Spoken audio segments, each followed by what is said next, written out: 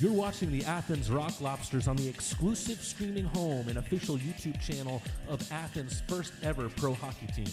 Like, subscribe, and hit the bell to be notified of all future posts and streams. The Rock Lobsters dug deep last night and followed up a late game-tying goal from Troy Murray with an overtime win that was written by Carter Shinkarik but punctuated by Kaysen Gallant. Will the Bobcats claw their way to leveling the series, or will the Rock Lobsters' claws be raised highest once again tonight? Good evening, everybody, and welcome to the Athens Rock Lobster Network. Matt Rad here, bringing you the action in the Hitachi Energy Arena in Wytheville, Virginia, where the Blue Ridge Bobcats take on your undefeated Athens Rock Lobsters.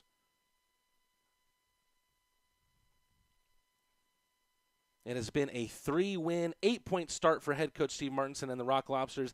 In the FPHL, a regulation win is worth 3 points and an overtime win is worth 2. So 8 points out of a potential 9 for Athens' first ever pro hockey team. Not a bad start at all for one of the newest arrivals to the Federal Prospects Hockey League. And they kept on rolling last night, fighting their way to a 3-2 overtime win against the Blue Ridge Bobcats. After Blue Ridge found the opening goal on a first-period power play, Kaysen Gallant extended his scoring streak to 3 games with a tap-in at the 4:53 mark of the second period. Philip Virgili got a shot off on the Blue Ridge goaltender while the Swede was falling to the ice, and Gallant was able to sweep home the rebound. The Bobcats, though, found themselves on top in the matchup again with a wrist shot that went bar down with 4 minutes gone in the third period. The Rock Lobsters had to weather the storm in the third after several successful penalty kills. Troy Murray was the beneficiary of chaos caused in front of the Blue Ridge net. The defenseman tipped in a puck with 3:20 left in regulation after Malik Johnson floated a pass into the crease, and Hunter Alden obscured goaltender Connor Green's vision of the puck. Heading into its first overtime period in the team's history, Athens found the winner through a pinpoint pass from Carter Shinkarik across the ice to Gallant in the faceoff circle. The 24-year-old wristed a shot past Green for his league-leading 5th goal of the season, clinching a 3rd straight win for the hockey club. Let's go over Steve Martinson's starting lineup, brought to you by Aikens Ford, the largest Ford dealership in Georgia. And it's the usual suspects tonight, minus the goalkeeper, but we'll talk about that in a second. Garrett Milan starting in the center of this top line with Malik Johnson and Orca Weisblatt on his wings. The D-man line of Carter Shinkarik, D-man pair of Carter Shinkarik and Riley Robertson. And starting in net for the second straight game, Jack Bostet, who made his debut last night for the Rock Lobsters, made 28 saves on 30 shots in his first ever FPHL game and ended up getting the win in overtime. So no doubt a memorable weekend. Jack Bostet thrown into the mix early and made the most of it with a win on the night. We'll take a look at Blue Ridge's starters as well, and they have a heck of a story in between their pipes as well. The D-man group of Garrett Johnson and Daniel Klinecki, and the line of Vernace, Jakob Wolf, and Aaron Ryback, who scored the first goal of the night last night on a slap shot in a power play position to get the Bobcats to a 1-0 lead.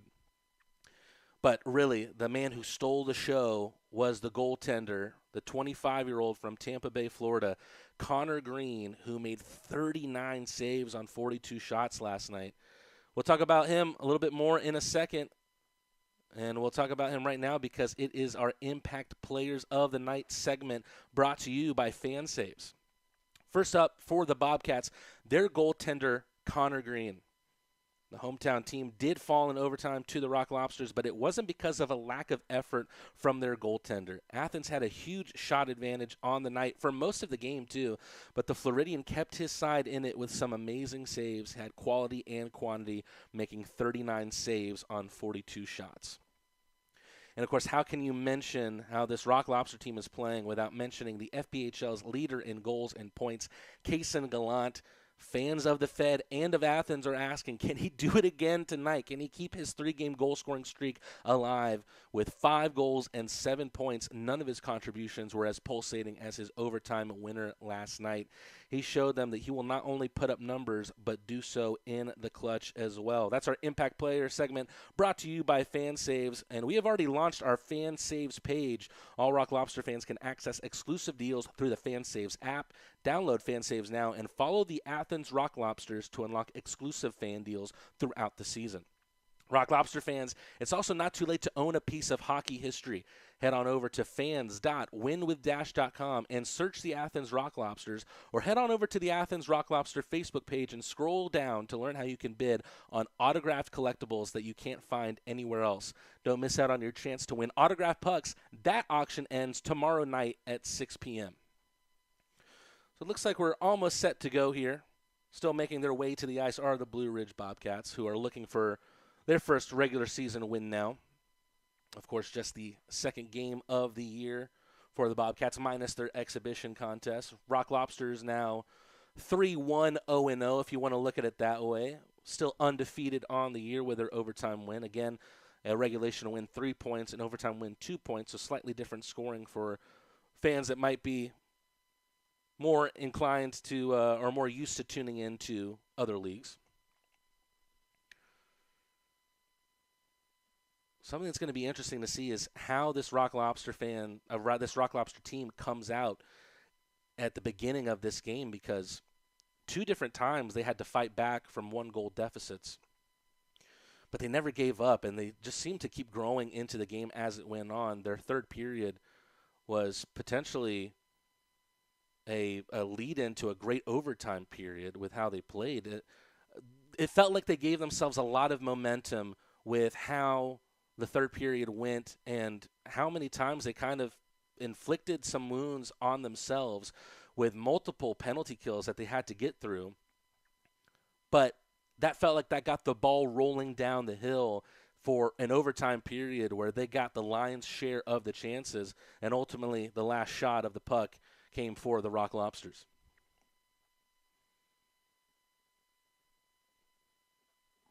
Carter Shinkarik got himself involved in the playmaking once again. Talking with Coach Steve Martinson, he brought up something that was really, really interesting. He said, when I talked to Shinkarik after we drafted him first in the FPHL expansion draft, I told him, I think that you could lead the league in scoring for D-men. And Carter Shinkarik is someone who's so versatile. He made the switch to a forward a few years ago and now playing back as a D-man for the Rock Lobsters. He already has 5 points on the season, 2 goals, 3 assists, and 2 really, really big plays on the year for him. The first came on the last-minute winner against Monroe in the second game of that series, a wrister that went to the roof of the net and made the water bottle bounce on the Monroe net. An absolutely electric highlight for Shinkarik. And then a tremendous pass cross ice into the faceoff circle for Kason Gallant. Kason Gallant, while he's leading the league in goals and points, he's also been the beneficiary of some great playmaking. We've already seen the partnership between him and Philip Virgili really come to fruition. Virgili has 3 points on the year, 3 assists, and none was probably more impressive than that of his spinning pass on Gallant's first goal in the second game versus Monroe. Just spun in the low slot, and Kason Gallant wide open on the other side of the net. Looks like we're almost ready to go for the national anthem here.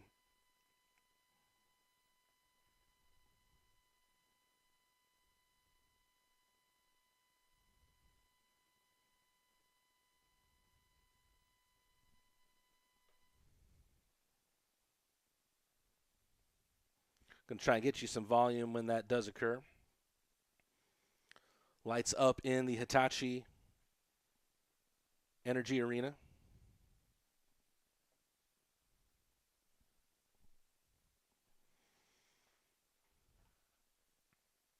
Their full roster lining up on the blue line. Starters for the Rock Lobsters on the other side of center ice.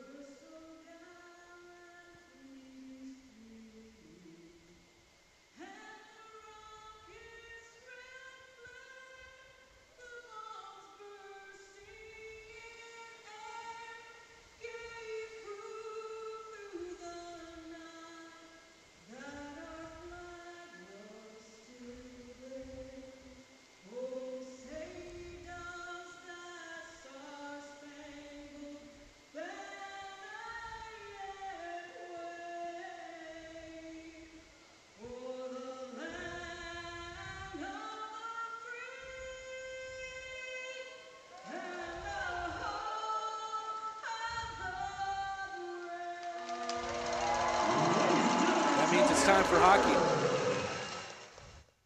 Excited to see how this one goes for the Rock Lobsters. Very interested to see if they can stay undefeated on the year.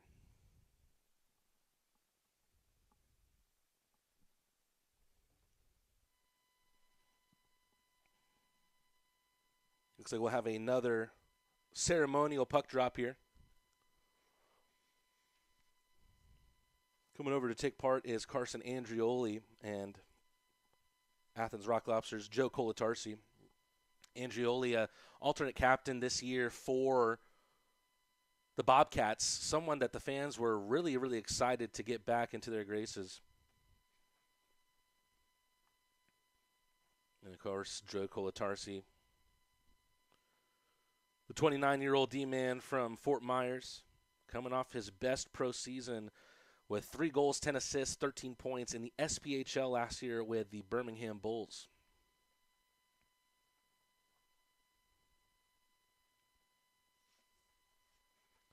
With the Athens Rock Lobsters off to a strong start at 3-0, now's the time to lock in your loyalty. Secure your season tickets and save big compared to single-game prices. Plus, enjoy exclusive benefits like early entry and meet and greets with the team. Do not miss a moment. Get your season ticket today. For more, visit rocklobstershockey.com/season tickets.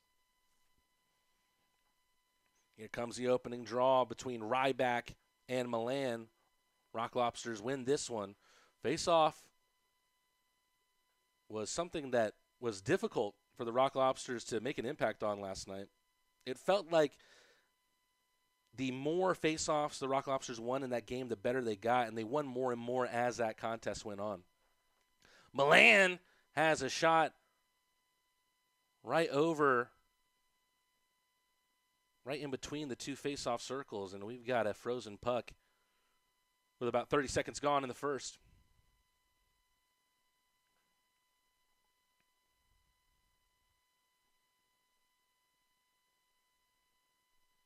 Face-off now for this first line in the offensive zone. Milan, Weisblatt, and Johnson. No doubt Malik Johnson has looked hungry to be a part of this scoring party that has been the Rock Lobster season thus far. 2 assists to his name, still looking for his first goal in red and white. This one up the near boards, coming over to play the puck is Bostet, who leaves it for Robertson. Shinkarik misplays it. Opportunity here. Play it all the way back to the line. The Rock Lobsters almost make a great read through Orca Weisblatt. Composure here ends in disarray for the Bobcats. Troy Murray showing the wheels. Able to get the puck out through Shinkarik. Play progressing on this right side through Kaysen Gallant. Shot from the blue line. Hits a body out in front. Malik Johnson with a clever pass to Gallant. No offside, says the referee. Gallant, forehand, backhand, and forces a save out of green. Kaysen Gallant has had such a skilled start to this season.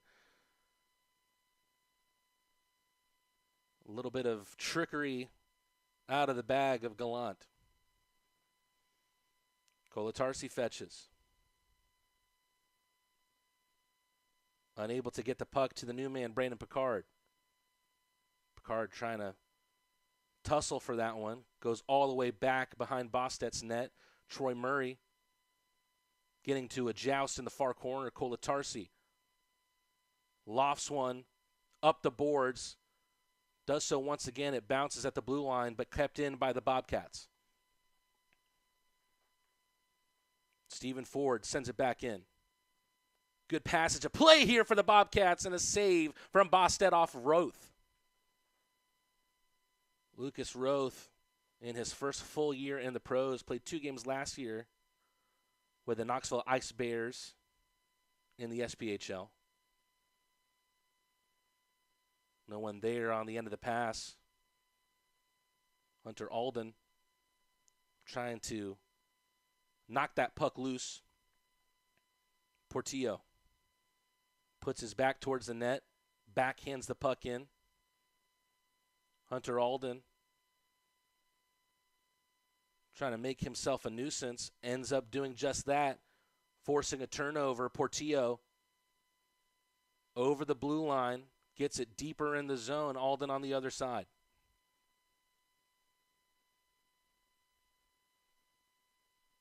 But moving the puck the other way is Devin Sanders, who scored to make it a 2-1 game last night. It was his excellent wrist shot that gave Blue Ridge the lead in the third. Rock Lobsters would eventually make it a 2-2 game. Some sloppy passing, but the Rock Lobsters able to make amends. Malik Johnson trying to find Matt Garcia.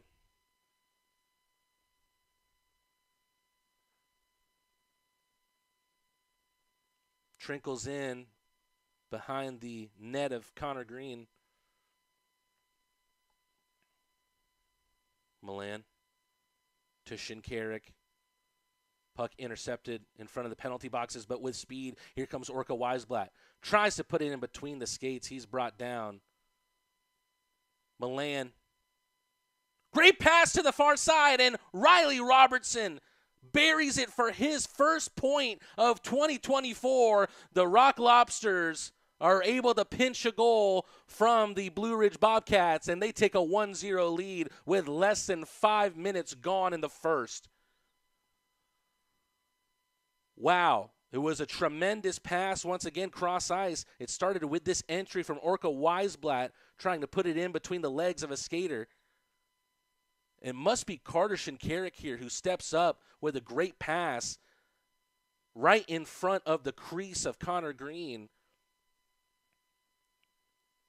Carter Shinkarik is just a master of those lateral passes. And here comes another opportunity on the shot from Picard. Another wrister from the blue line. Some dirty business in the corner. Gallant getting involved. Shinkarik has to chase.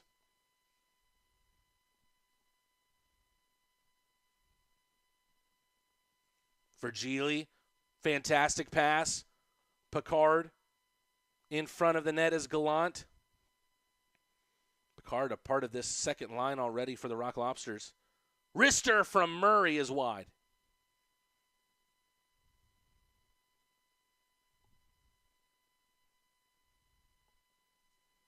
Wheeled around the Blue Ridge net.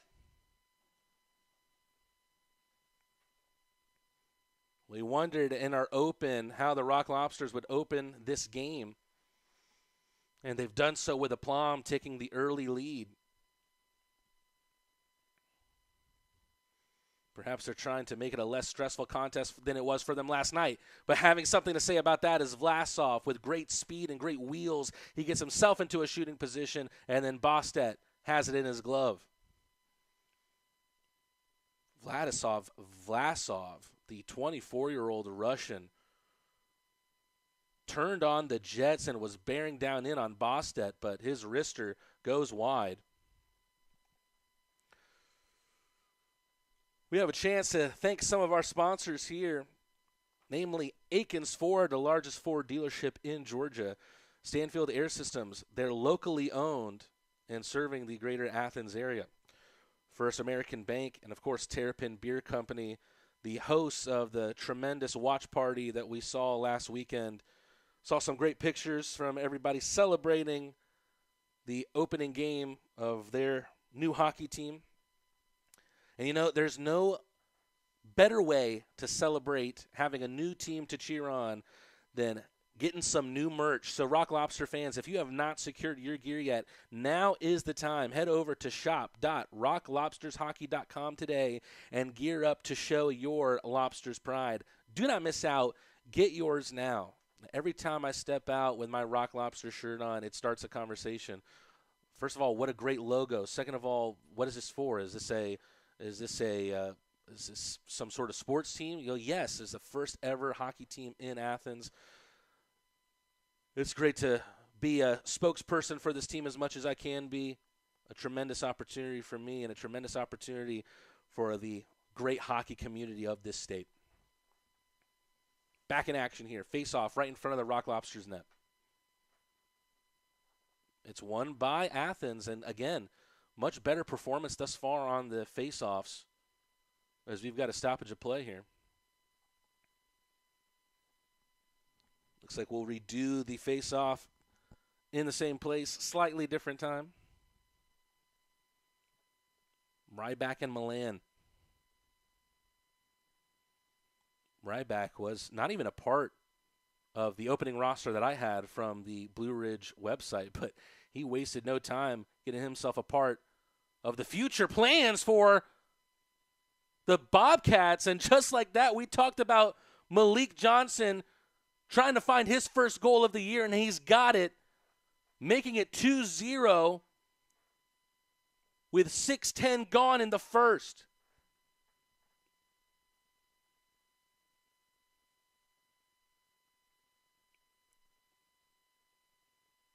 I think this is the replay from the first goal that we're seeing again. Yeah, that's Riley Robertson's goal.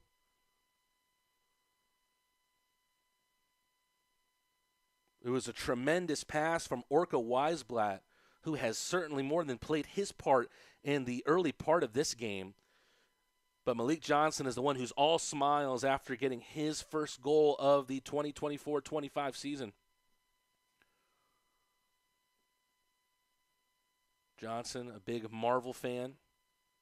His favorite being Tobey Maguire's version of Spider-Man. And it's he who finds the net with a shot to make it 2-0. A little bit of shell shock here for the Bobcats. Back in the Rock Lobster zone. Great little piece of play there from Justin Portillo. He has a reputation as a tough guy, but he can play with the puck too. Whiff on the shot from Hunt. Loses it, gets it back in his good graces. Takes it to the corner. Backhand pass. It's through the skates of Alden. Puck on the far side.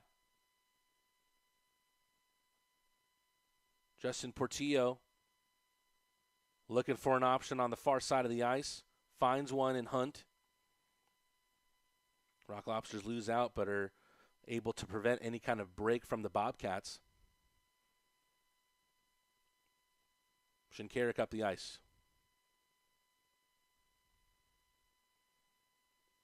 Bobcats with numbers back.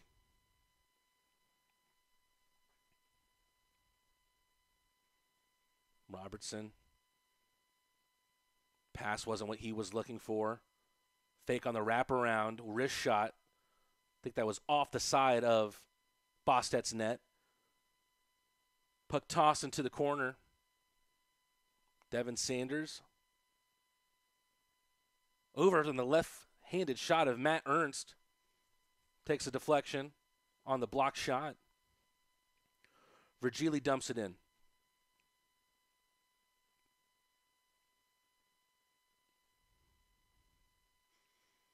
More energy from this Bobcat team after going down 2-0.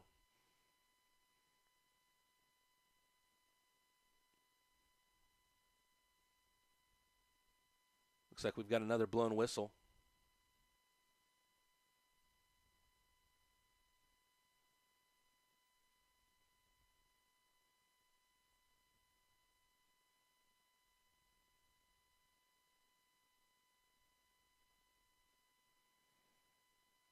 Must have been an icing as the puck has taken the other side of the ice.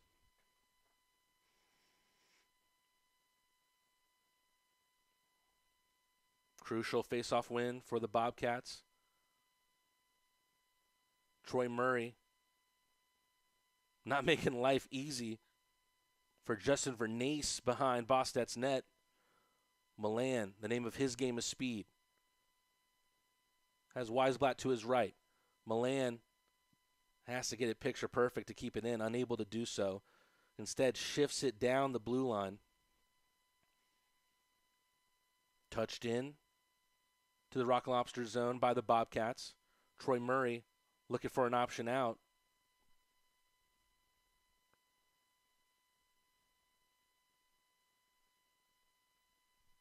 Milan wins the foot race. and is able to get that puck out of there. Some tired legs, no doubt. Milan was still on the ice after that icing. Vernace. Body falls to the ice right in front of the two benches.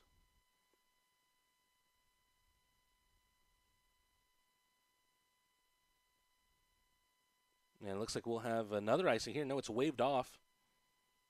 Klinecki has Justin Portillo hot on his tail. Garrett Johnson misses out on his option to the right. Justin Portillo dumps it back in, trying to pin this Bobcat team in. They're not going to be able to do that. Trying to split this red wave here was Matt Ernst. And another wrist shot, rather, it's Andrew Yatoro who forces a tremendous stop out of Bostet.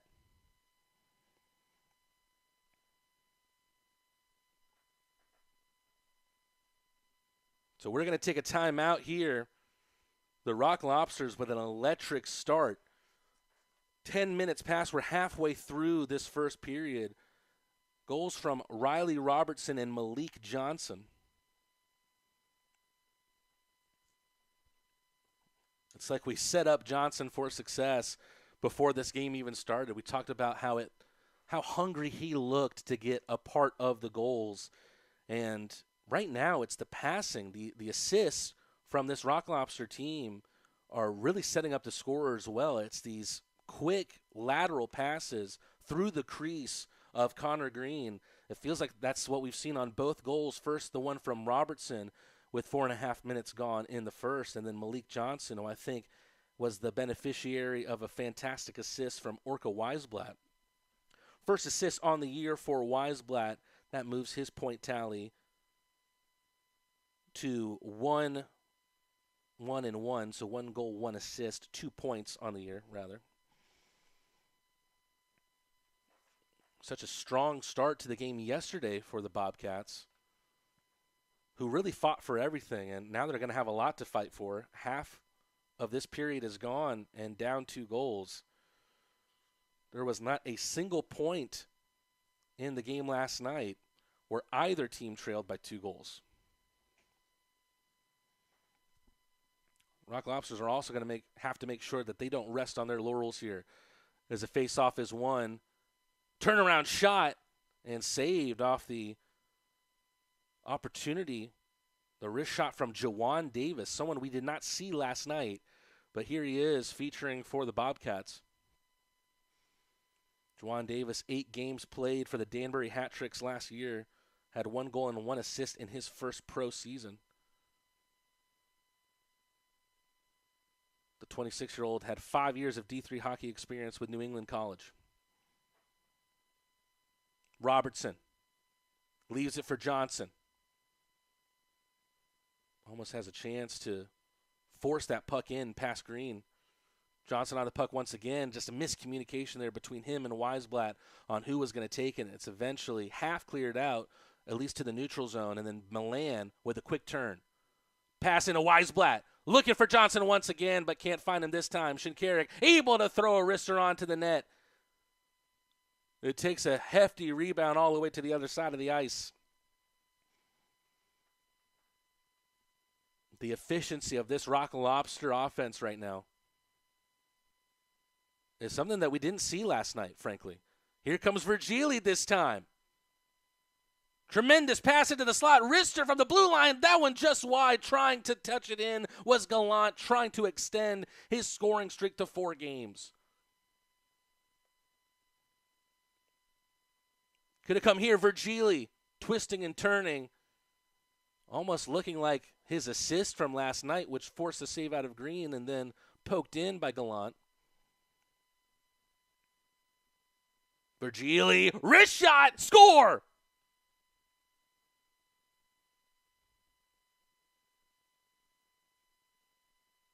Guess who? Guess who? It's Kaysen Gallant with his 6th goal of the year and extends his scoring streak to 4 games. Also extends his gap at the top of the FPHL goal scorers this year, and as well for points. 6th goal of the year, 8th point. What an electric start to the FPHL career of Kaysen Gallant. In his first pro season in the States, really impressed back in 2022-23 season for the EHC Crocodiles Kundl in Austria, their 3rd tier of hockey in the European country. Reminiscent of that first ever pro game for the Rock Lobsters, trouble right in front of Bostet's net and another wrister. Someone hurt, and it's Hunter Alden on the block shot. Puck being fizzed all around between the 5 on the ice for the Bobcats. Matt Garcia unable to get it out. Really good pass to the far side. Shot is wide. Garcia gets there first and tips it past Yatoro. And it's cleared the length of the ice. Connor Green wanted an icing. Looks like he's not going to be granted that. Wondering why he's not getting that call.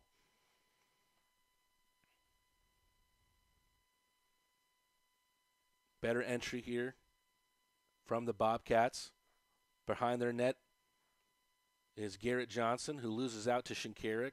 Puts it into the corner for Malik Johnson to get there. Lofts it into the neutral zone.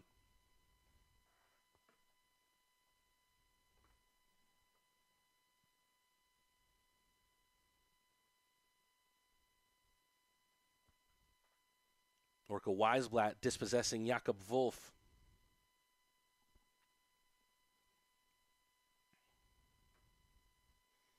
A lot of speed from these Blue Ridge forwards, but they've been unable to direct that speed in the right direction thus far. Riley Robertson brings that down with a glove. Side of the puck is lost for a second. Virgili can't get to the pass from Kaysen Gallant. Save from going out? No, it wasn't. Offside is the reason that the referee puts the whistle to his lips. 5:51 left in the first, and this period has been all Rock Lobsters. The goal from Robertson, the goal from Malik Johnson, and then the goal from Kaysen Gallant, his 6th of 2024.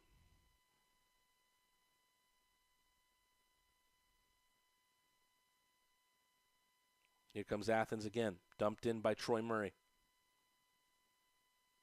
Good poke check. Picard with a great pass into the crease. Puck pounced around like a pinball before eventually being emptied out. Puck played quickly by Bostet. Good job by Murray to get the way out of that one, because that could have been a dirty rebound right in front of the Rock Lobster net. Virgili settles everything down. 5 minutes to go in the first. And Gallant is called for offside.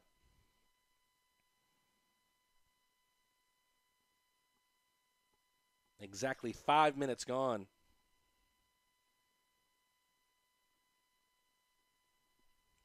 We're seeing a replay here. Let's see what we're being shown here. Well, it looks like it's a penalty.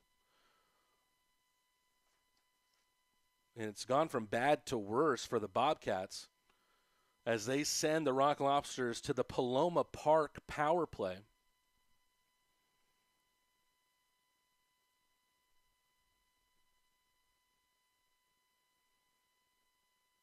So this first unit of Johnson, Shinkarik, Milan, Weisblatt, and it looks like it's Chris Hunt who's going to be out in front of the net. Milan behind the net. Shinkarik to his right. Loses out on the puck. Gets it back. Looking for an option. He finds one in Milan, who lasers a wrister, trying to poke it in his Hunt. He falls to his back end, and the puck cleared out. Almost a miscommunication there. It could have spelled trouble between Bostedt and Shinkarik.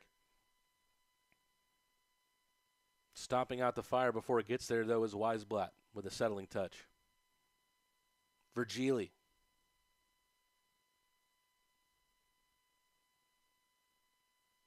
Weisblatt. Virgili with the slapper. Into the end boards. Clearance that a Bobcat has to duck.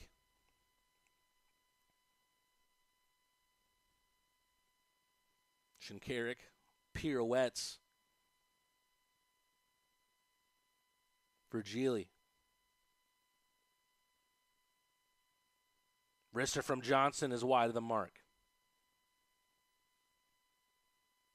Shinkarik does well enough just to get the puck away from Devin Sanders, who lost his stick in the process.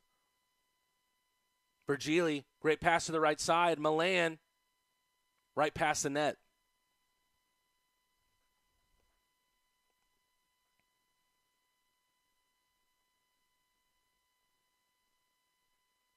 Kolatarsi. Power play coming to an end here as Stephen Ford has gotten to his feet.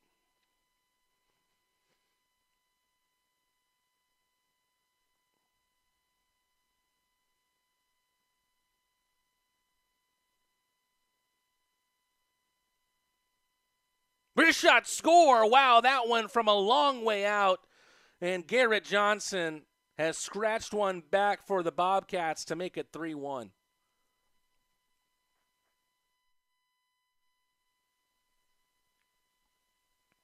Don't know if this one took a deflection out in front. That puck had a long distance to travel.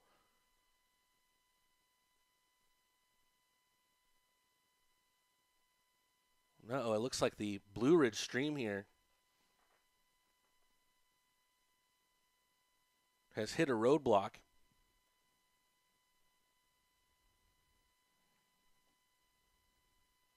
See if we can get this fixed and back up to you.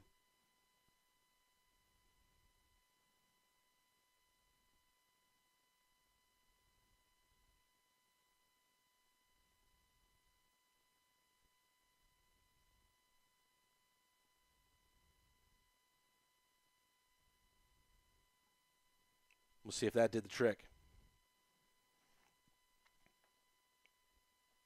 Seeing the celebration once again from Garrett Johnson. And it looks like we have another freeze here. Taking a look at the comments from the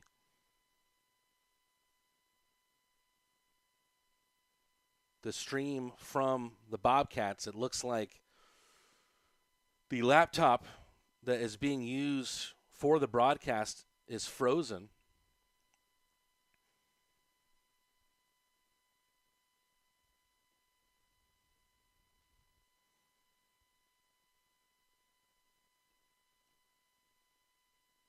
All the fans corresponding that same idea in the Blue Ridge chat. So we're going to try and get this stream back up to you.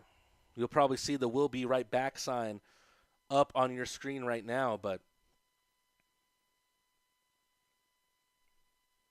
the last action we saw was the Blue Ridge Bobcats get themselves back into it thanks to a wrister from the blue line from Garrett Johnson.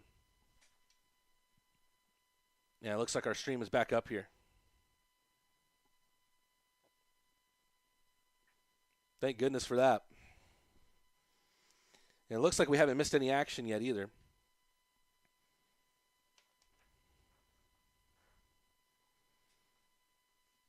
So Garrett Johnson scores on the wrister to make it a 3-1 game.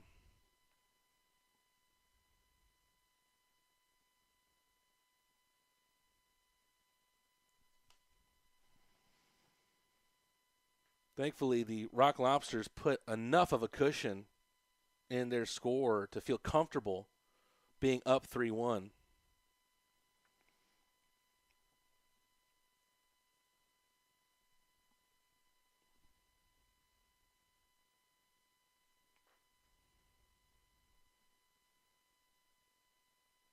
Fives for both teams returning to the ice.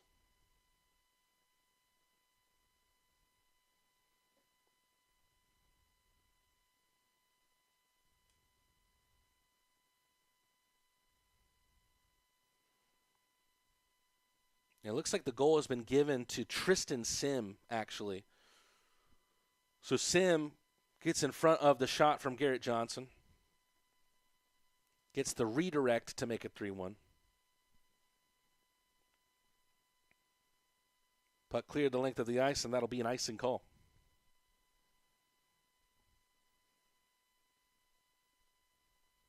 So Sim from Johnson and Uturo.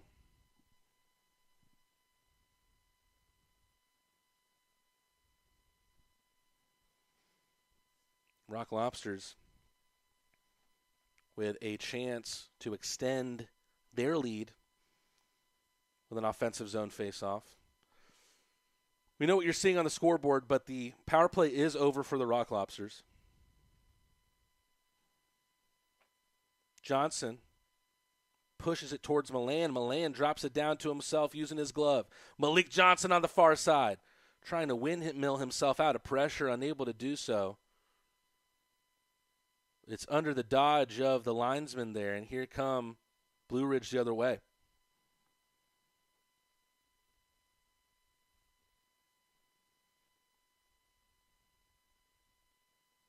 Puck from the corner, back to the blue line.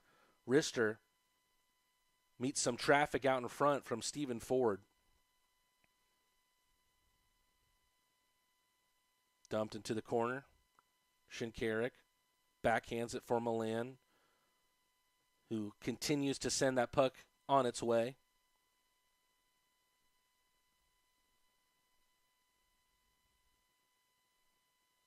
Looks like Blue Ridge having some trouble with the score bug there. Score is right. Unable to get the clock running, though. So 3-1. Pretty positive it's late on in the first here. Puck put off the glass and banked into the Blue Ridge side of the ice.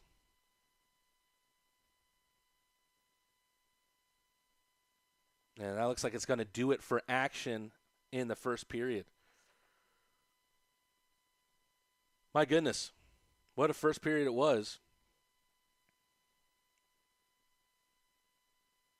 Let's go over everything that happened in that first. So it all started with Riley Robertson getting on the end of a Carter Shinkarik pass right out in front of Connor Green's net to make it 1-0 with 4:23 gone in the first. And then just about a minute and a half later, it was like deja vu. Orca Weisblatt with a very similar pass into the route of Malik Johnson, who touches it in for his first goal of the year.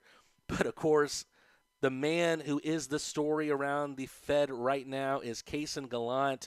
He scores to make it 4 straight games, which he's found the back of the net. It is his 6th goal of the year, his 8th point of 2024.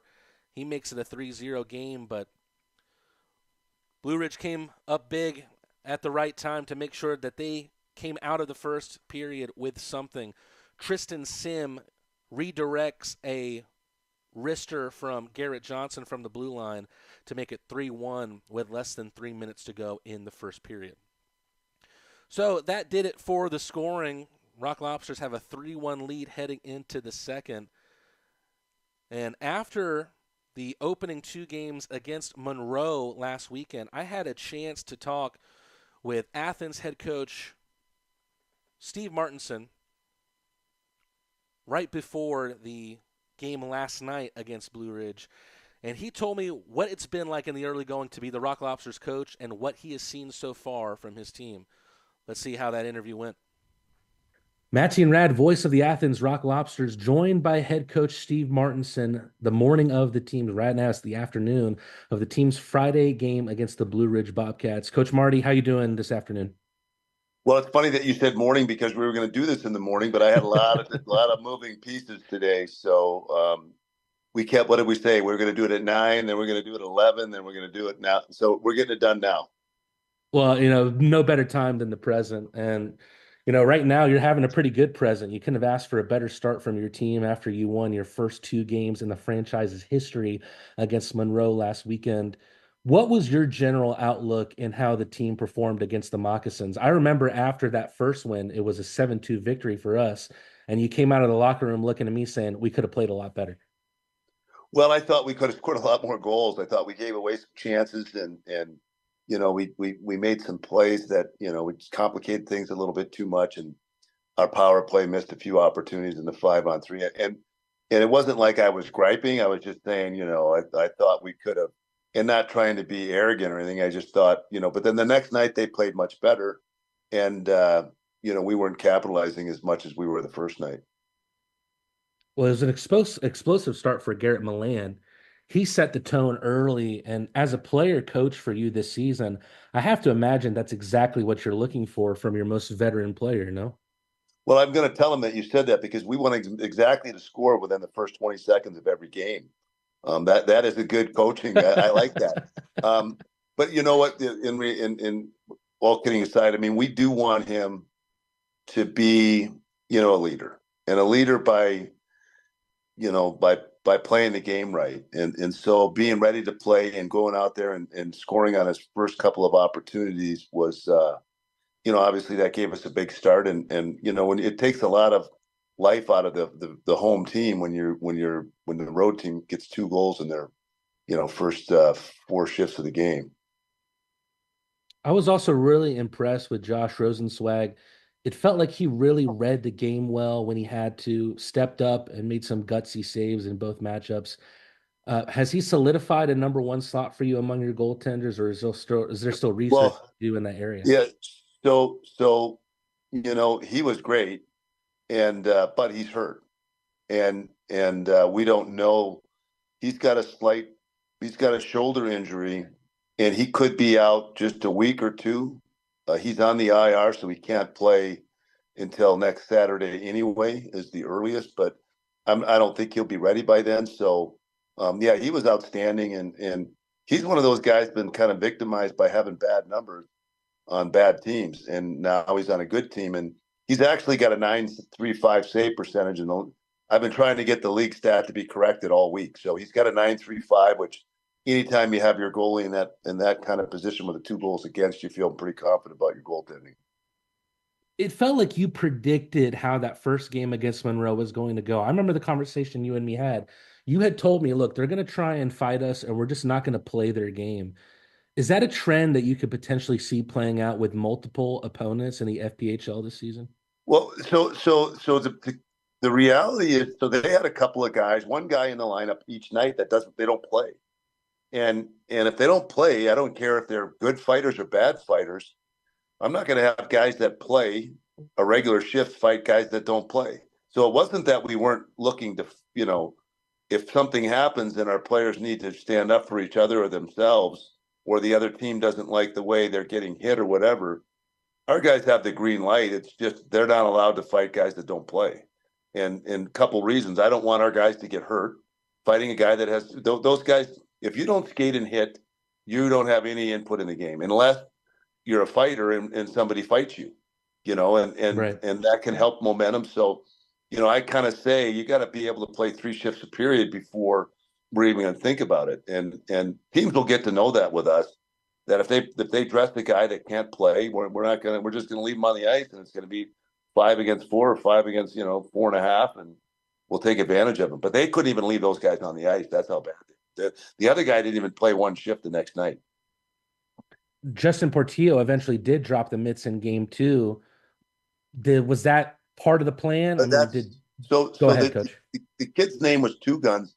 He was playing 10 shifts a game. Right. He wasn't playing, so he was playing, and like I said, I mean, it's okay to if something happens and they're at home, it's the first game of the season. They're trying to get their crowd into it. They're down, they're just trying to get some momentum change. So we understand, and Portillo had talked to me about that stuff, but he was the player that's playing a regular shift. So, I don't have a problem with if something warrants it, then, and he kind of forced Portillo because he just started swinging at him, and it's the right call. You can't just drop your gloves and start swinging at a guy. You've got to give the guy the ability to square off. And, if you're going to jump guys, you should get thrown out of the game. And that's exactly what happened. Looking at Carter Shinkarik's career and where he's played on the ice, I wasn't sure really what position we would mostly see him in this season. We've seen him as a blue liner so far this year, and he's shown his versatility on the offense and the defensive side of the puck. When you brought Shinks in, was there any doubt for you that he'd be a D man this year? No, so yeah, he was going to be. He's been playing defense. He's listed at a forward. He switched to forward a few years ago, so he was always going to be a defenseman. And I just told him in our style, based on his play and what he's done in the past, and his skill level, I thought that he could lead the league in scoring as a defenseman, and he is,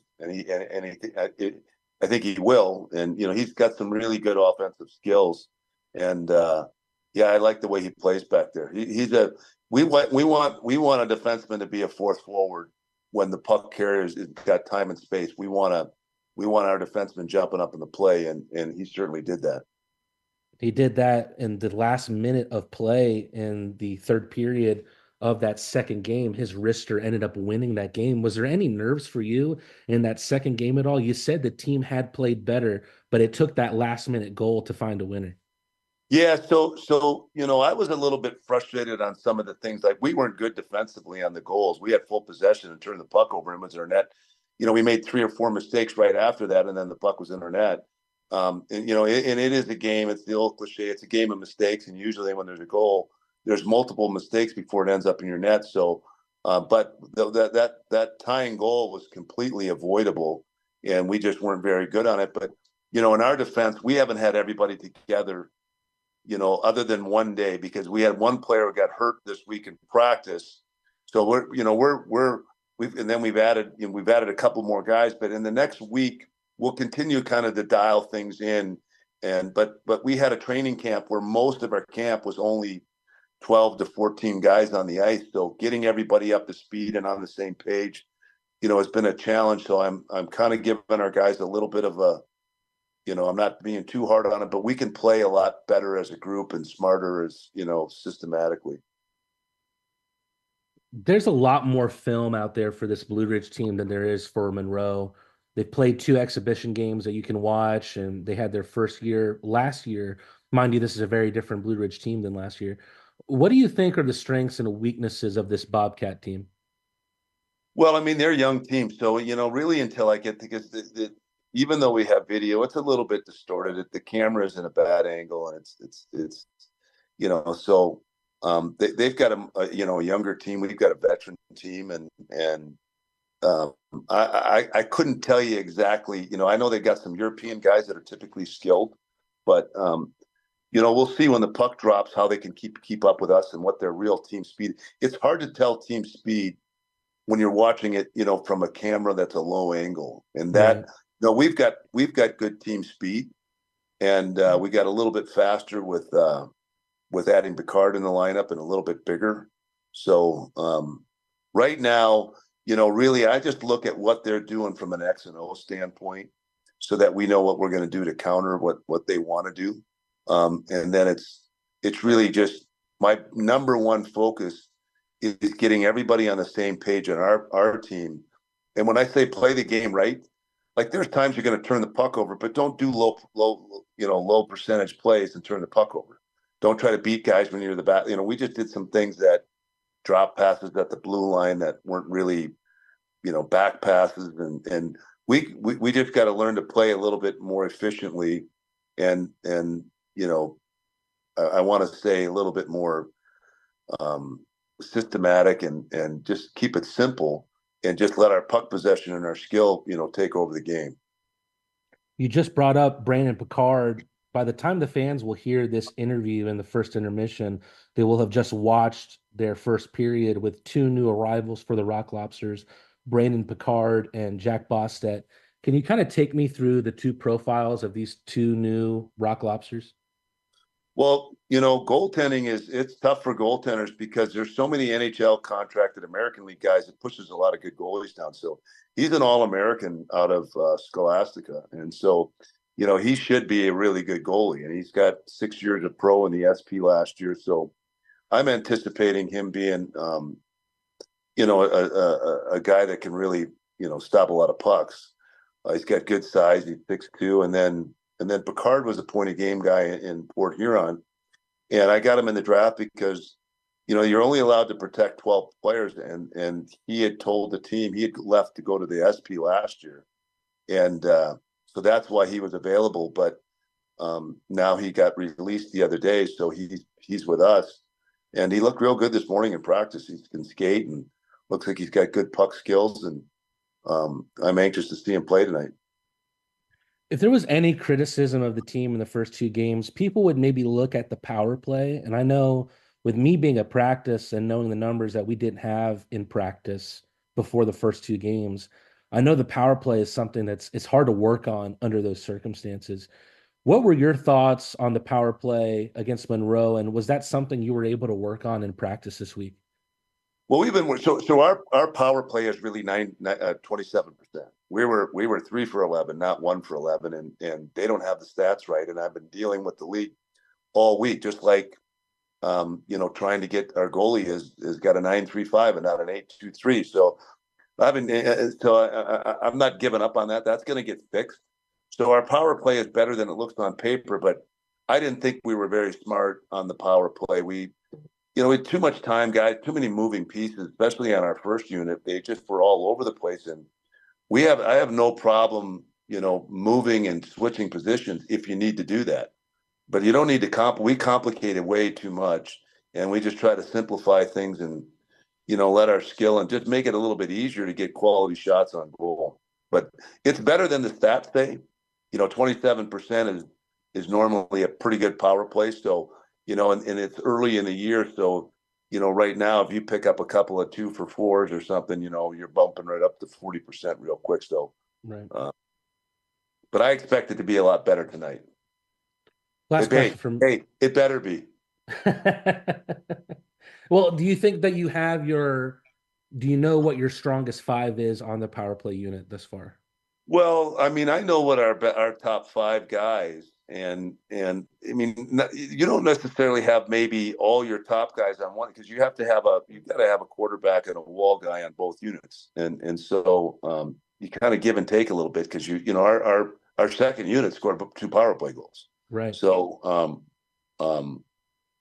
but our first unit should be deadly, and I'm confident that it'll be much better this weekend than it was last week. And last weekend, that group of players never worked on it once all week together, because we got guys late.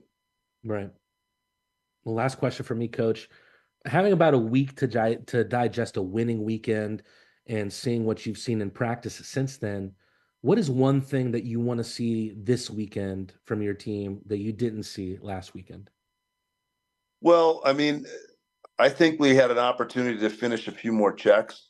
So, we're a little bit bigger than we were, this weekend. Well, actually not really, because we got Cole McKechnie out and he finishes his check. So I would like to, make sure that we're hard to play against. But the main thing is systematically simplify things a little bit. So we have the puck, we support the puck, and we don't give it away with just kind of, I don't want to say dumb plays, but I don't give it away with dumb plays, I guess.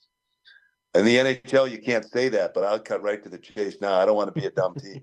We're not a dumb team, but I don't, you know what I mean? I want to be smart in how we play. And, our back pressure was just okay. We didn't collapse to the slot with, you want to come hard to the slot and stop and start. A little bit too much spinning around the zone. That's the number one thing I would like to make sure we're better at, is not cruising around.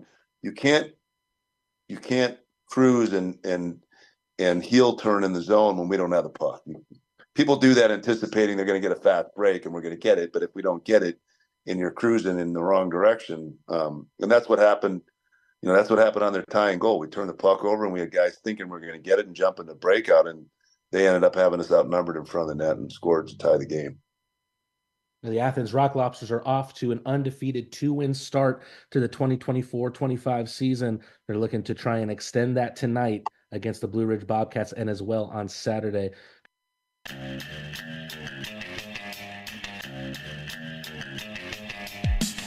You're watching the Athens Rock Lobsters on the exclusive streaming home and official YouTube channel of Athens' first ever pro hockey team. Like, subscribe, and hit the bell to be notified of all future posts and streams. Welcome back to the Athens Rock Lobster Network. We're almost set for action in the second period at the Hitachi Energy Arena in Wytheville, Virginia, where the Athens Rock Lobsters lead 3-1 against the Blue Ridge Bobcats. Let's recap how we got here. It took almost 4.5 minutes, and that's all it took for the Rock Lobsters to get out in front of the lead thanks to a goal from Riley Robertson. A tremendous cross-crease pass from Carter Shinkarik made it easy for Robertson to find the opener. And then a minute and a half later, it was deja vu. A great pass from Orca Weisblatt made it possible for Malik Johnson to score his first goal of the 2024-25 season. And then, of course, the man of the moment, Kaysen Gallant, his 6th goal of the season, his 8th point as well. Both of those stats leading the league thus far to make it 3-0. Another combination as well between him and the Swedish center, Philip Virgili. And then late on in the first period, Tristan Sim redirects the shot from Garrett Johnson, and that got the Blue Ridge Bobcats back into it late. The home team will hope that that gives them some momentum going into the second period, but a long portion of that first belonged to the Rock Lobsters. So Steve Martinson will hope that they can keep going and play the game they know how to play. And that's what we saw in the first game against Monroe. And then the last 2 games, it's taken some late heroics for the Rock Lobsters to eke out the win. Steve Martinson and his team will hope that this will be much more the storyline of how the first game against Monroe went.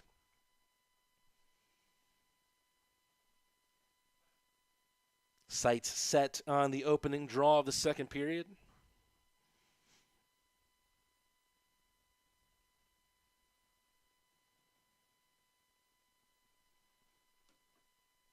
Athens looking to start off their franchise's history with 4 straight wins. Not all wins are created equal in the FPHL, however. Their overtime win last night was good for 2 points. Their 2 wins against Monroe last weekend were good for 3. So you have to win in regulation to get all 3 points. It's called Olympic scoring in the FPHL. Garrett Milan, the last to line up, and we are ready as he faces off against Aaron Ryback. Blue Ridge looking to get off to a good start in the second. Johnson tries to help it along its way. Wrist shot, and that is to the right of Bostedt. From his perspective, not ours. It's right back into the Rock Lobster zone, though. Set up the right wing. Takes a bounce to Milan. Johnson tiptoes in. Trying to get a wrister loose. Forces a save out of green. Trying to collect their thoughts. The Bobcats send it up the wall behind the net. Heavy hit. Finished by Malik Johnson. Opens up an opportunity for Weisblatt. Puck in the neutral zone. What a move there. Opening up the shot for Vladislav Vlasov.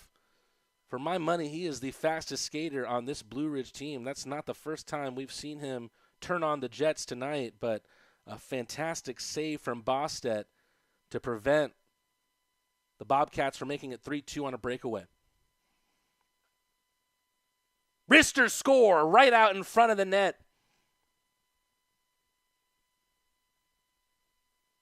Igor Romanow, in his first year of pro hockey, the 21-year-old D-man from Minsk, Belarus, brings the Bobcats to within 1. Get another look out here. Romanow almost takes it in himself, has a pass to the right. Almost a fake on the wraparound, quick pass, and a first-time wrister from Romanow. Makes it 3-2.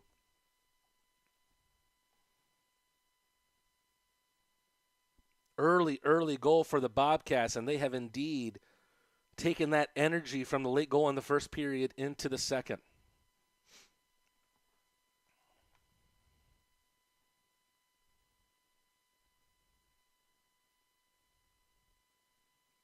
Both teams trying to find the puck here. Through the legs of Picard. Garcia looking for Portillo on the other side. Puck will fall for Alden. He gets double teamed.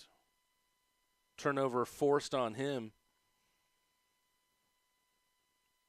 Just a lot more composed play from Blue Ridge in the last 5-6 minutes of this game going back to the first period.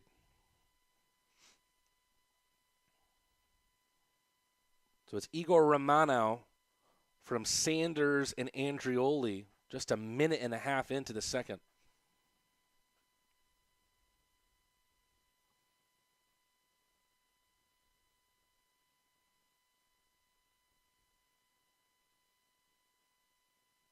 Puck being tossed around the neutral zone.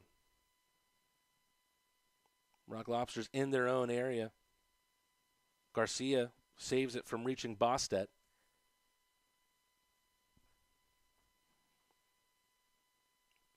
Puck settled by Justin Movali.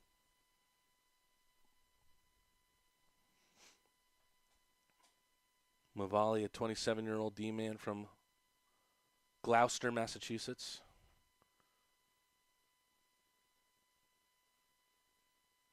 Trying to get a good view of the puck here from this camera angle. It leads to a potential 2-on-2. Shot saved by Bostet. Up the boards for Ryback, who unleashes that slapper once again. That's what got Blue Ridge out to the 1-goal lead last night.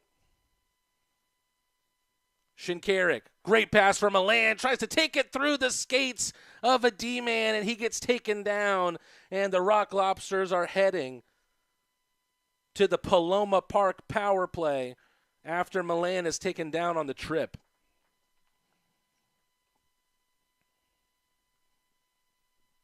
Garrett Johnson, who had the laser wrister, which was redirected by Sim in the first, heads to the box.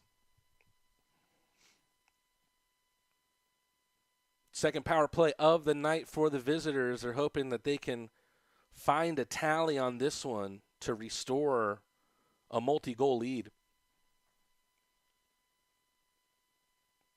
Milan, rather it's the second unit here, so it's Gallant, Picard, Chris Hunt, Troy Murray,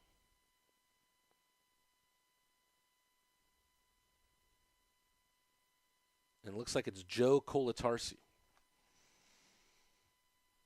So puck gets cleared on the first offensive zone possession on the power play. Chris Hunt takes it over the line, pass into the middle, wrist shot on the right side, trying to force it in is Picard.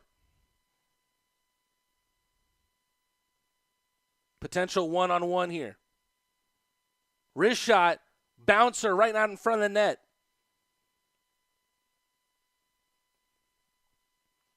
Bostet with multiple saves there, and too much puck possession for Blue Ridge here with just a minute left on this Rock Lobster power play.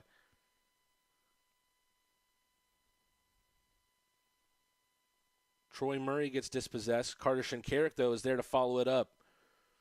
So neat on the puck is the veteran of the FPHL, Kason Gallant. His shot gets blocked. Looking to make it 3 straight games with 2 goals. Bostet leaves it for the other team. Wraparound chance. It's flipped up right into his glove by Jawan Davis.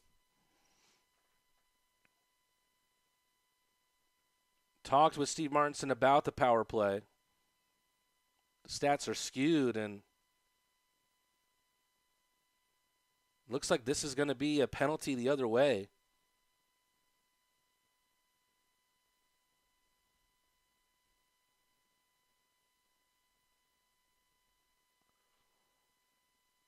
So late on in their own man advantage, it looks like the Rock Lobsters are going to have a quick 4-on-4 before they send the Bobcats to the Leslie Jones Law penalty kill.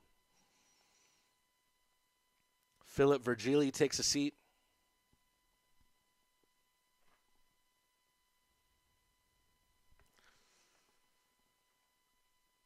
Athens Rock Lobster fans, bring your crew and enjoy the excitement. The Athens Rock Lobsters are soon to make their arrival in the Classic City with the Aikens Ford Arena, and it will be the perfect time for a group outing. Enjoy discounted rates, block seating, and exclusive experiences perfect for businesses, schools, or youth teams.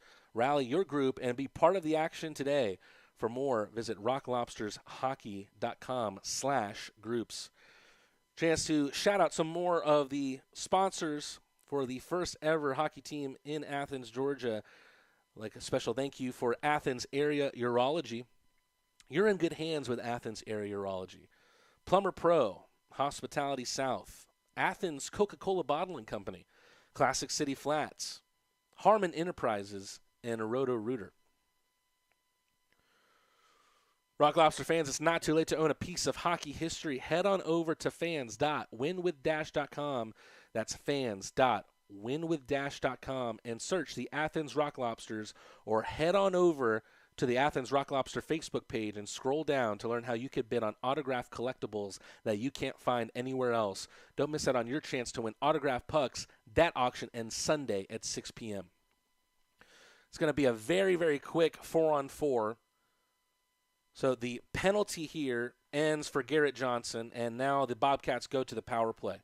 And it might end up with an opportunity for the Rock Lobsters, and it does.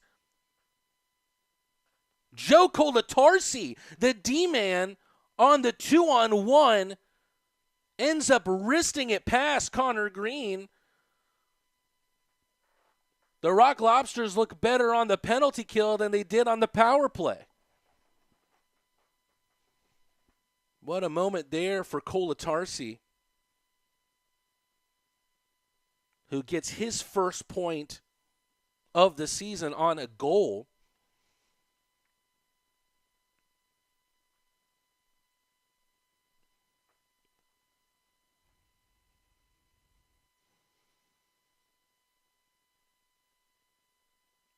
Tremendous effort right as the penalty kill started to force a 2-on-1, which was finished off by Colatarsi.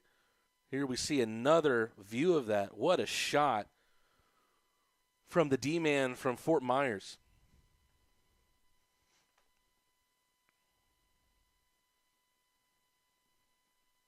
So what felt like a great opportunity for Blue Ridge to tie this game up at 3 goals apiece, it's going to feel a lot more dire on this power play to try and get back to within 1 goal for the Bobcats.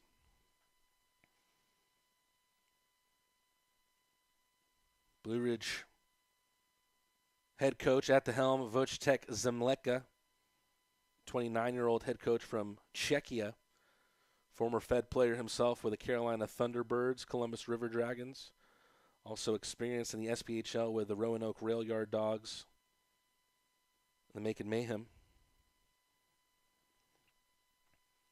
On the other side of him, Steve Martinson, a 14-year playing career in the NHL, the AHL, the IHL, and the CHL. 1,126 pro coaching wins to his name, the most by a U.S.-born pro coach. As a coach, he's missed playoffs only twice in his career and is a 10-time champion. Anyone who paid attention to the hire made by the Rock Lobsters of Steve Martinson knows just how serious this team came into the FPHL this season. They knew that they could achieve big things in their very first year, and they're looking well on their way, trying to make it 4 straight wins to start off their franchise's history.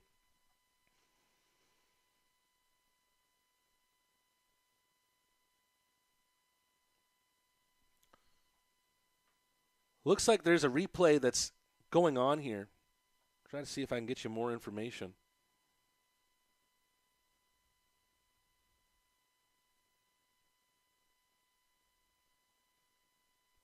If it's a check on the goal, it looks like the goal is standing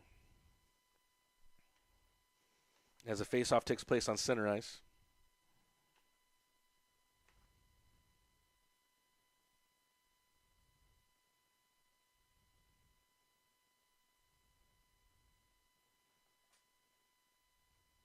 Wheeled into the zone. Ryback drops the puck back. Cleared out by the Rock Lobsters. Connor Green sends one with ferocity right back into the end boards.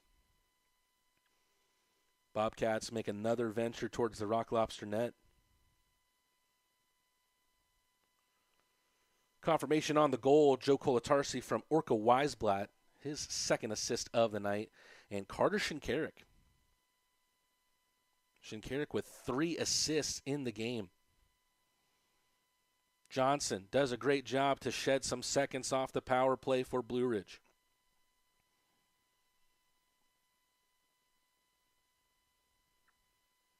.40 seconds to go on this man advantage for the hosts.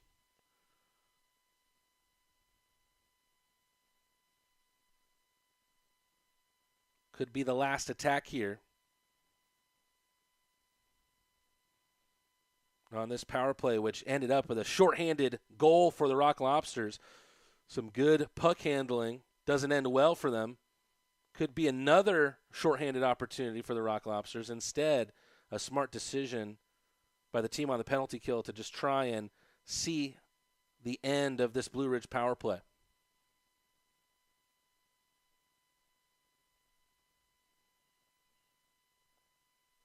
Pointed at the line, an offside call. Small margin of time left on the power play clock for Blue Ridge, as Philip Virgili has already made it to his feet.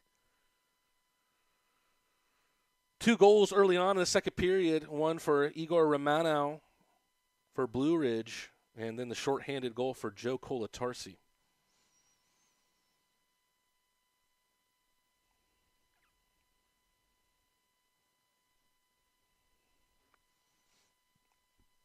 We'll do the face-off again.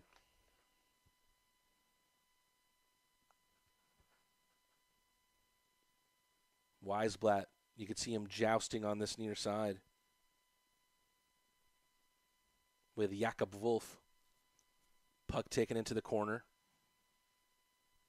Ford trying to jostle it loose, as is Milan. Garcia goes heavy into the back of Ford. 5 different players trying to dig that puck out. Garrett Milan chases Wolf out. Spun around the Athens zone. Turnaround pass from Wolf. Puck on this near side. Rister blocked by Shinkarik. Really good passage of play here from Blue Ridge. Rister, I think that one got a piece of the glove of Green. Into the corner, Milan. Garcia fights off the pursuit of Jawan Davis. Rock Lobsters will be happy to get this puck out, and they do.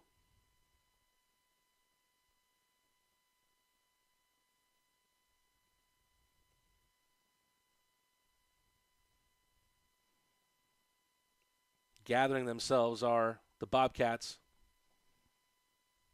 Send it up the far boards. Kolatarsi, good defensive play with the stick there to shake that puck loose. Gallant tries to puck it into the zone, can't. But he'll get a touch of the puck anyway. Sends a bank pass on the boards. Doesn't get a touch to it, but the play blown dead anyway.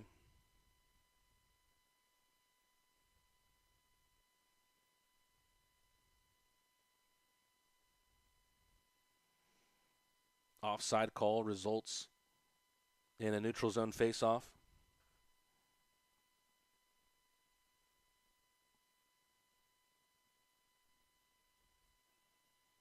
Garrett Milan trying to use every part of his body. Rather, Hunter Alden, the goal scorer of the Rock Lobsters' latest, Kolatarsi, to the leading goal scorer for Athens this year, Kason Gallant, who tries to get dirty in the corner.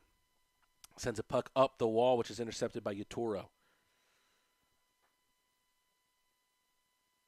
Utoro gathers it at the blue line. Still Utoro.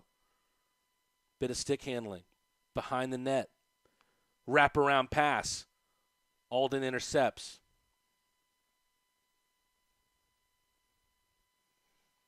Kind of just waltzing into the offensive zone was Chris Hunt.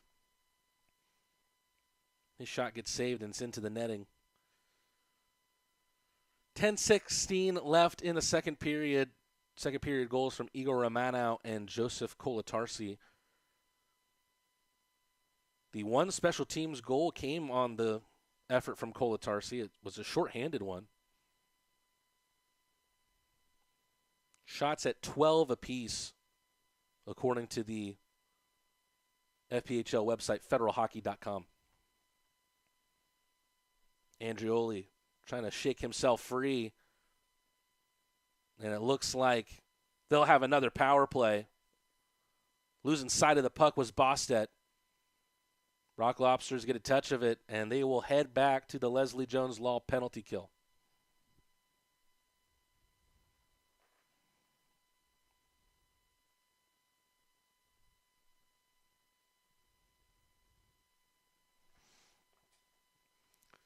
Special shout out to our sponsors, including Akins Ford, Stanfield Air Systems, who are locally owned, First American Bank, Terrapin Beer Company. Also a special shout out to our friends at Aero Exterminators, Northeast Distributing Company, Aegis Trust Company, De Palma's Italian Cafe, Leslie Jones Law. The Rock Lobsters about to head to the Leslie Jones Law penalty kill. Porterhouse Grill, Farm Burger, Fox's Pizza, and 23 Design. Rock Lobster fans, it is not too late to own a piece of hockey history. Head on over to fans.winwith-.com and search the Athens Rock Lobsters, or head on over to the Athens Rock Lobster Facebook page to learn how you can bid on autographed collectibles that you can't find anywhere else. Don't miss out on your chance to win autographed pucks. That auction ends Sunday at 6 p.m.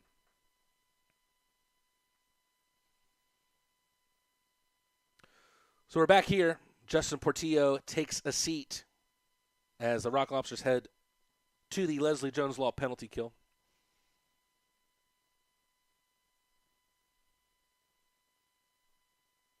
Some fans enjoying their time there at the Hitachi Energy Arena.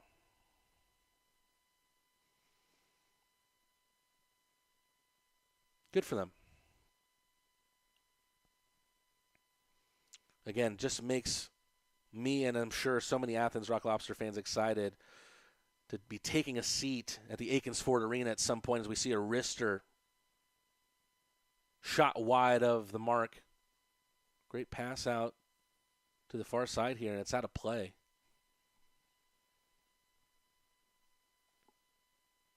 And with the Athens Rock Lobsters off to a strong start at 3-0, now's the time to lock in your loyalty, secure your season tickets, and save big compared to single-game prices. Plus, enjoy exclusive benefits like early entry and meet and greets with the team. Do not miss a moment. Get your season ticket today. For more, visit rocklobstershockey.com/season tickets. It's been a good night for the penalty kill, who have looked good thus far. Knock on wood that there's no commentator's curse here.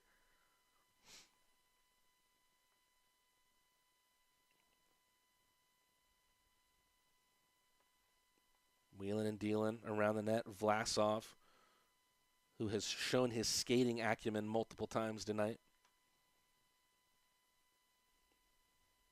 Puck forced out by the Rock Lobsters. Ryback looking for another power play goal. He had one last night.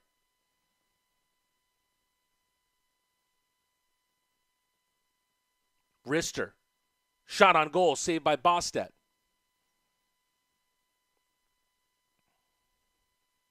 That another one just past Bostet.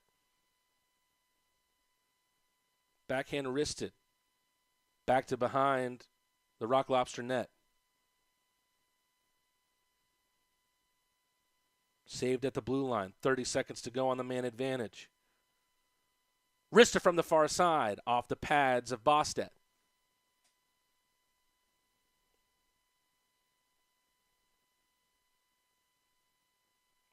Rister from Devin Sanders is deflected out of play. This Rock Lobster penalty kill has stayed stellar here.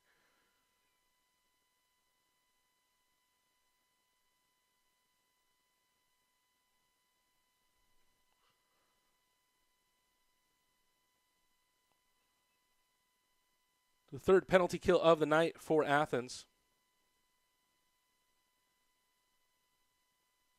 On the Justin Portillo penalty. Opportunity right out in front of Bostet's net. Waiting on the doorstep were the Bobcats. But the Rock Lobsters are standing strong.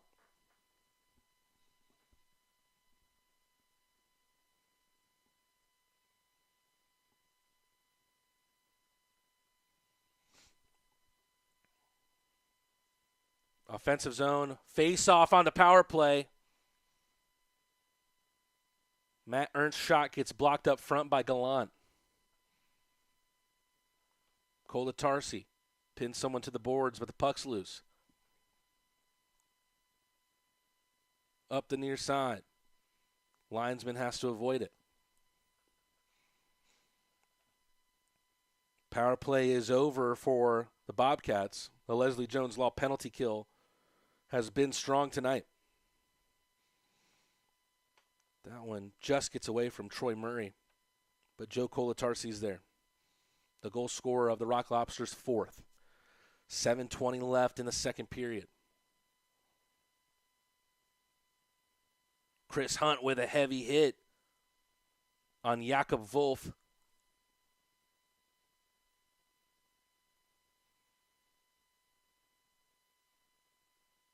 Virgili wheels around the net. Couldn't find Chris Hunt in the slot. Juwan Davis. To his left is Jakob Stahl. Too many Rock Lobsters in front of him to attempt the wraparound. Movali gets it to the far corner. A couple of players on both teams taking a spill. A good outlet out. And having the cover there is Connor Green. So what would have potentially been an icing, and it looks like it might be called an icing anyway.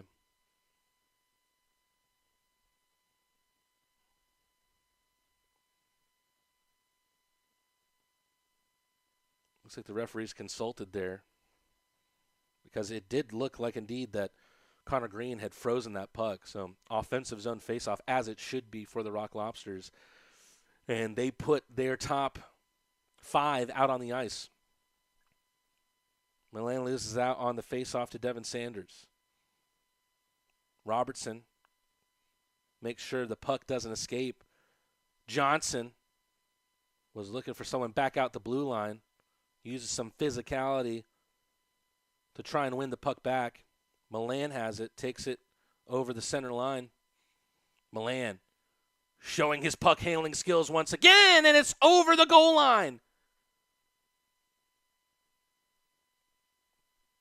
Orca Weisblatt looks like he gets the last touch over it. He's got his second goal of the year, his first since the wraparound on opening night.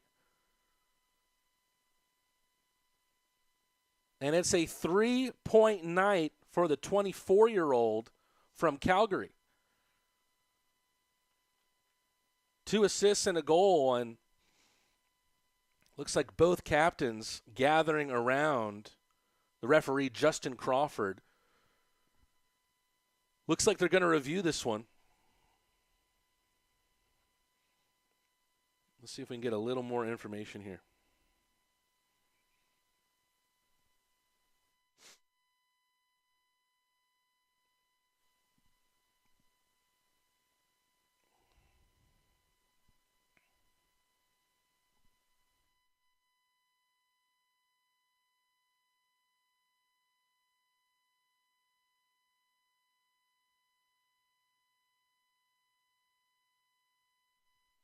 And that's a good goal.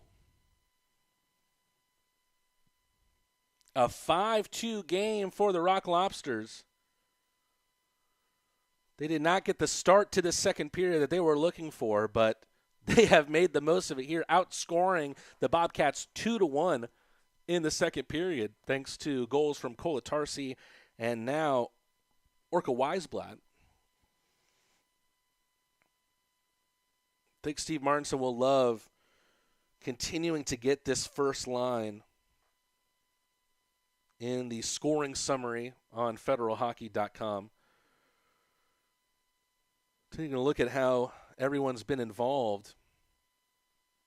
Garrett Milan had an assist on Riley Robertson's first goal. Malik Johnson and Orca Weisblatt combined to make it 2-0. Weisblatt then had the primary assist on Kolatarsi's goal and then gets involved in the scoring himself to make it 5-2. And I believe Garrett Milan also had the primary assist on that goal.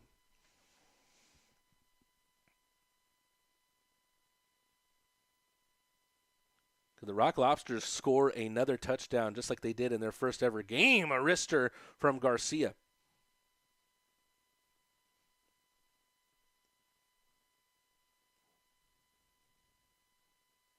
Can't shake it free. Puck dumped in. Garcia bats it away.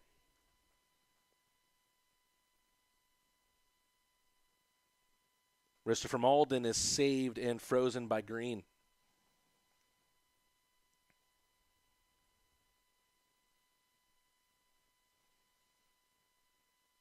Confirmation on the details of the 5-2 goal scored at the 14:06 mark in the second by Orca Weisblatt. Just one assist on it, and that was Garrett Milan, who danced into the zone over the blue line and just kept taking it to the net. Connor Green couldn't handle the puck and then just poked in past him by Weisblatt. Puck into the corner.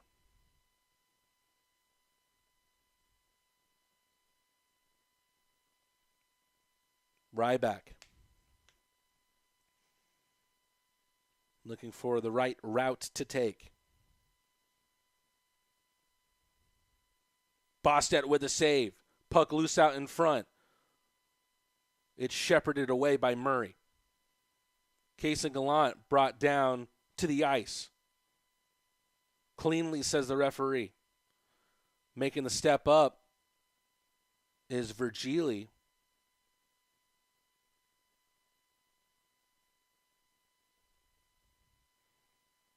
Blue Ridge fans wanted a penalty there. Not going to happen from the officiating staff. Gallant sends it to the end boards looking for Milan. Poked by Malik Johnson. Blue Ridge able to get it away. Maybe able to do more than that. One-on-one opportunity, and it's saved by Bostet. He comes up big once again. Making the save on Devin Sanders, who has a goal already in this series. It was his wrister last night to make it 2-1. As it's going right now, it doesn't look like we're watching a game that'll need another overtime period, but you never know. Hockey's such an unpredictable sport.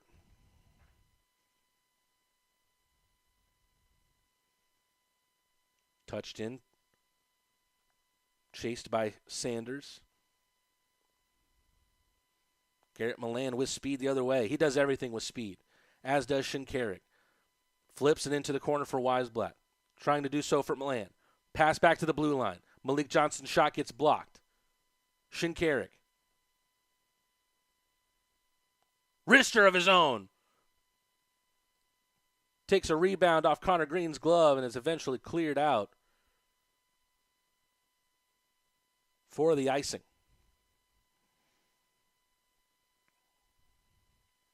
Less than 3 minutes to go. And the Rock Lobsters are looking good in the second period.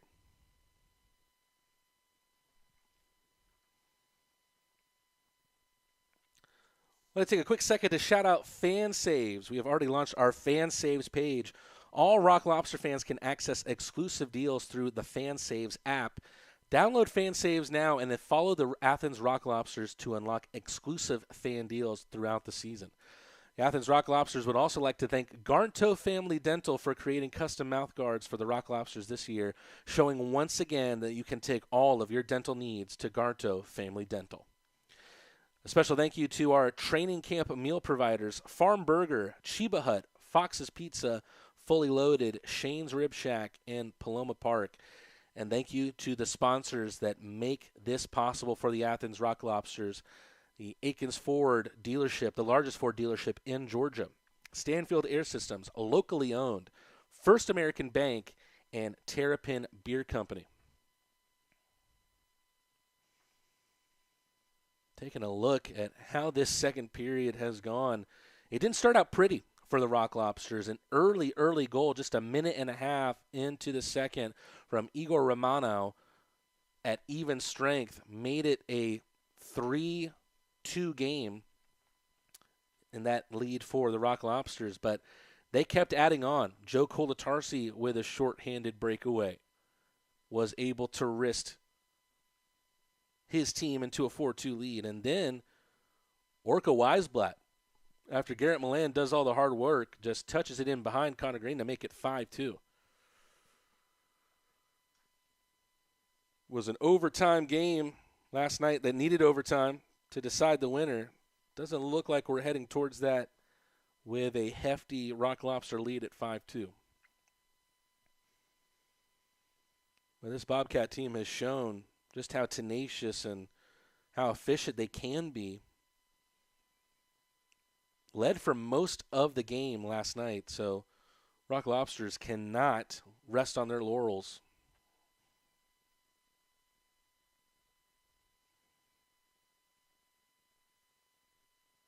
Looks like we've got yet another icing,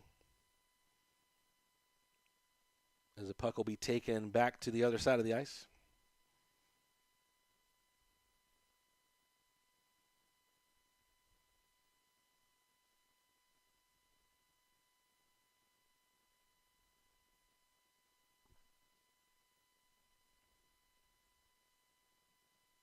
Brister from the blue line, sprawling out and getting over the puck is Connor Green.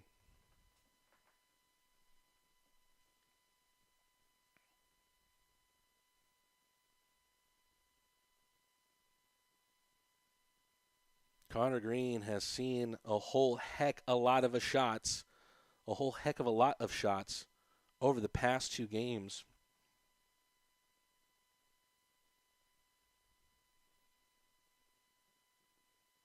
And he sees another one here. Open net, it looks like for Case and Gallant. The Rock Lobsters are saying the puck is in.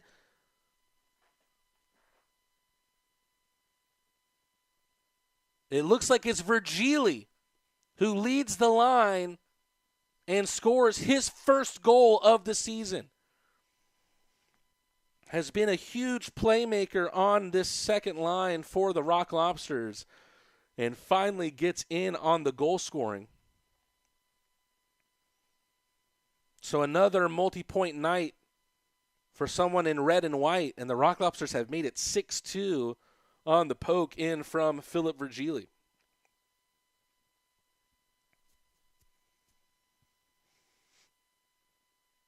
Confirmation of the goal. I was going to say, surely that doesn't need another review. Less than 2 minutes to go. It is now a 3-goal period for the Rock Lobsters, matching their tally from the first. And the Bobcats don't know whether to cry or wind their watch.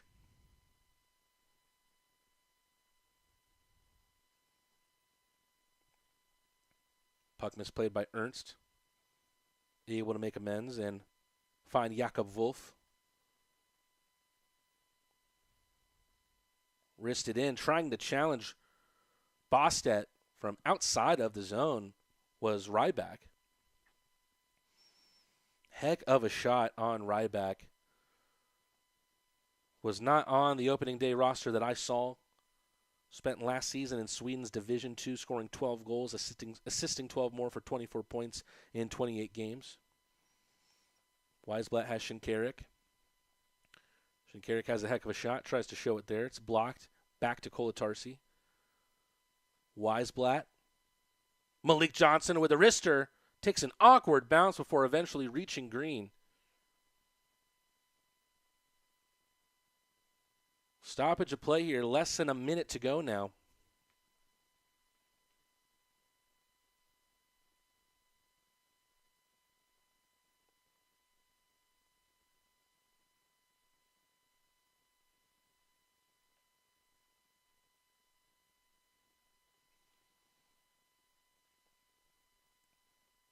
According to the federalhockey.com website, the goal was given to Carter Shinkarik. And we've got a fight here. We could talk about all that later. We got a heavyweight duel right here between Justin Portillo and Carson Andrioli. Portillo with the left. Portillo with a couple more rights. And he brings down Andrioli to the ice. The Rock Lobsters are 3-0, and Justin Portillo is 2-0 on the season. See you later, Andrioli. Justin Portillo wipes his hands and goes and gets some early rest in the locker room before the second intermission.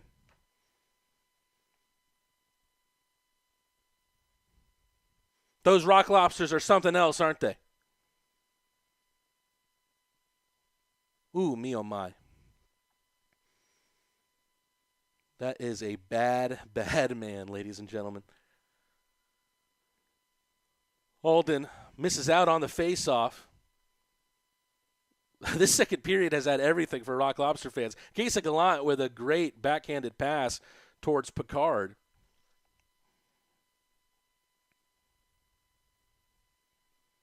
Stephen Ford takes it in.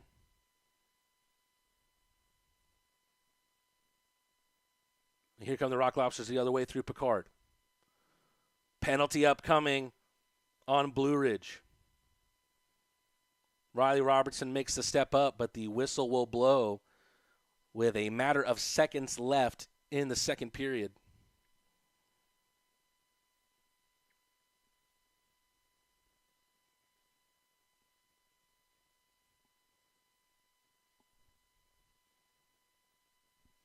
Making his way to the sin bin, the Swede, Jakob Stahl.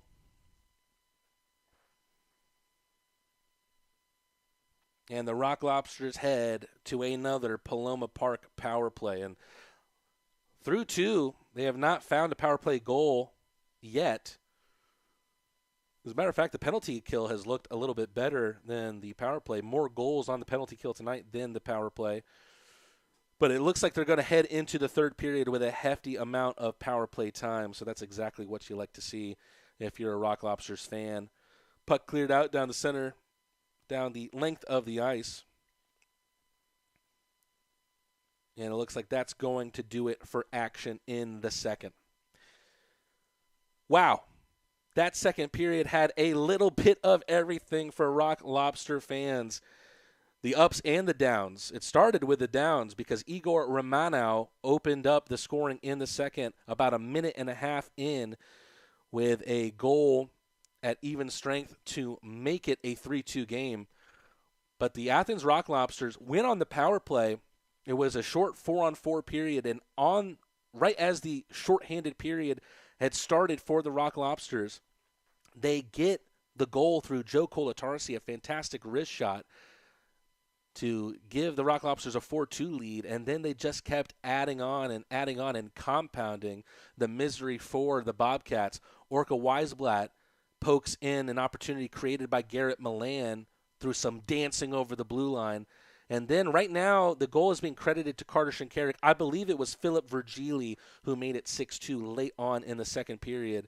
And then, just as soon as you think that the Rock Lobsters have evoked enough bleeding figuratively from the Bobcats, they might have evoked some literal bleeding as well, as Justin Portillo drops the gloves with Carson Andrioli and wins that fight as well. So the Rock Lobsters 3-0 on the year.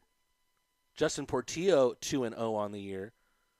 And I actually had a chance to talk with the baddest man in the FPHL, and he's actually the nicest guy that you could ever meet. So here was my interview in training camp with Justin Portillo. Justin, you're from Toledo, Ohio originally. What can you tell us about your upbringing and how you got started in the sport of hockey? So I'm the first and only hockey player in my entire family, actually. So it was kind of crazy how it all happened. But long story short, I guess I have 3 sisters, 2 older and 1 younger. And my oldest sister used to be a world traveling figure skater. Oh, wow. And she competed worldwide, all over the country. And I kind of got intrigued by going by hockey, by going to the rink and by going to her lessons, watching her skate out there as a young boy, collecting pucks around the rink while she would be out there skating while my mom would be waiting for her to finish up. And I kind of see some of the big guys get on the ice after, her practice would wrap up, and that kind of inspired me to be like one of those guys. So I kind of just fell in love with the game ever since my mom put me in skating lessons with the same skating instructor that taught my sister how to skate, and I just took off with it ever since then. Your first big move to get your hockey career started was to Maine, where you played club hockey on the University of Maine team. You might not see a lot of pro athletes who get started on a university club team. What was that experience like for you playing club hockey? It was a great experience, man. It was actually some of the funnest times that I've had playing the sport. Playing college hockey, no matter what it is, Division I, club hockey, it's all the same. Up there in the East Coast, it's real competitive hockey, no matter which way you look at it. And I was able to still enjoy the sport while getting my education. And that was the most important thing for me, was getting my education, getting my degree in physical education and teaching and coaching. And then staying on the ice in all those years was the most important thing for me, because I knew I wanted to go play pro after it was all said and done and after I graduated. So I wanted to be ready, and so that kept me ready. You then get your start in the FHL with Cornwall in Ontario. How does that transition from playing at a university club team in Maine to being a pro in Canada happen?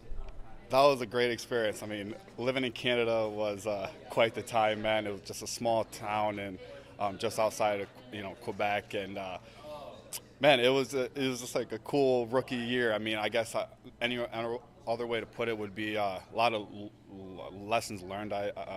That first year, a lot of ups and downs. We were the best team sort of all that year, that season, and then things sort of fell apart towards the end. We folded, but it all kind of worked out for me. I was able to go back home and play closer to home in Port Huron, Michigan, and play for the Prowlers for a couple seasons after that, and it all worked out, so it was great.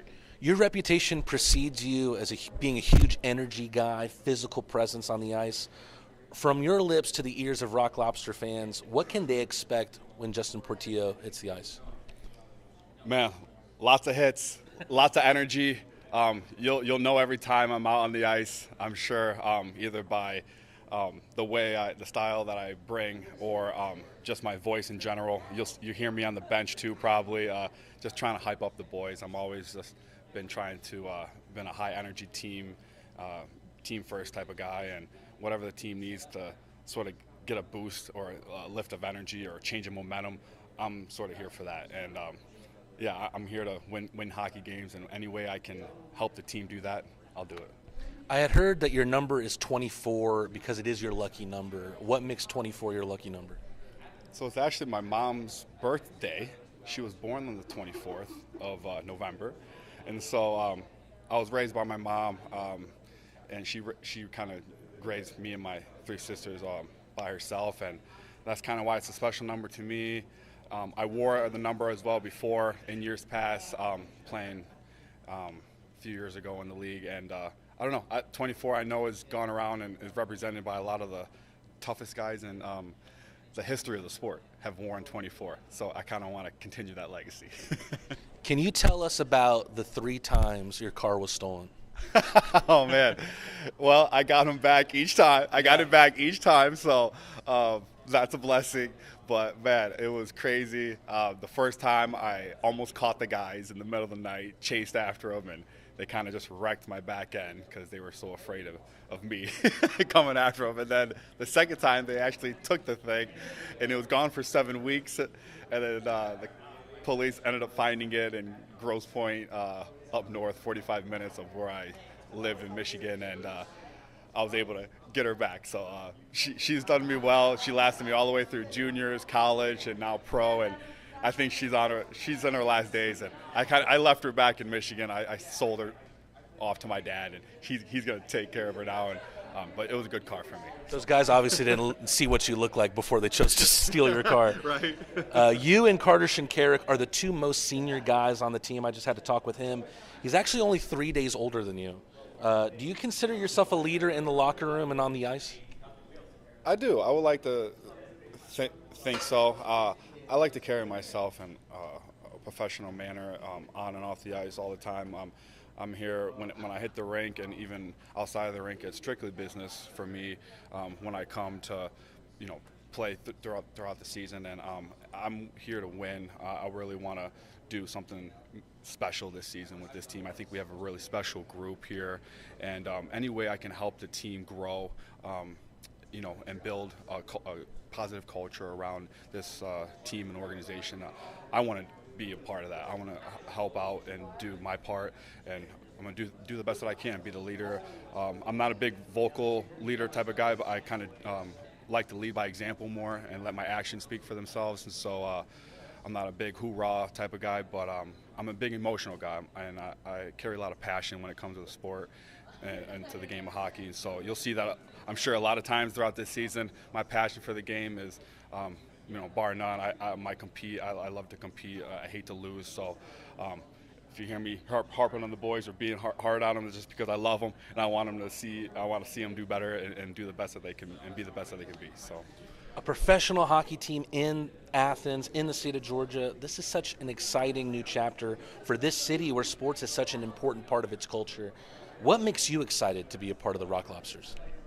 Well, just being part of something new. For the first time, we have hockey in Athens. There's professional hockey in Athens, and I couldn't be more excited to be a part of it, man. I mean, it's something truly special. I'm honored to be a part of this group here and this organization. I'm very thankful for them taking a chance on me, giving me this opportunity, and I'm going to give this city and this team everything I got each and every night out on that ice. So, my last question for you, Justin. This is an audio interview, obviously, not a video one.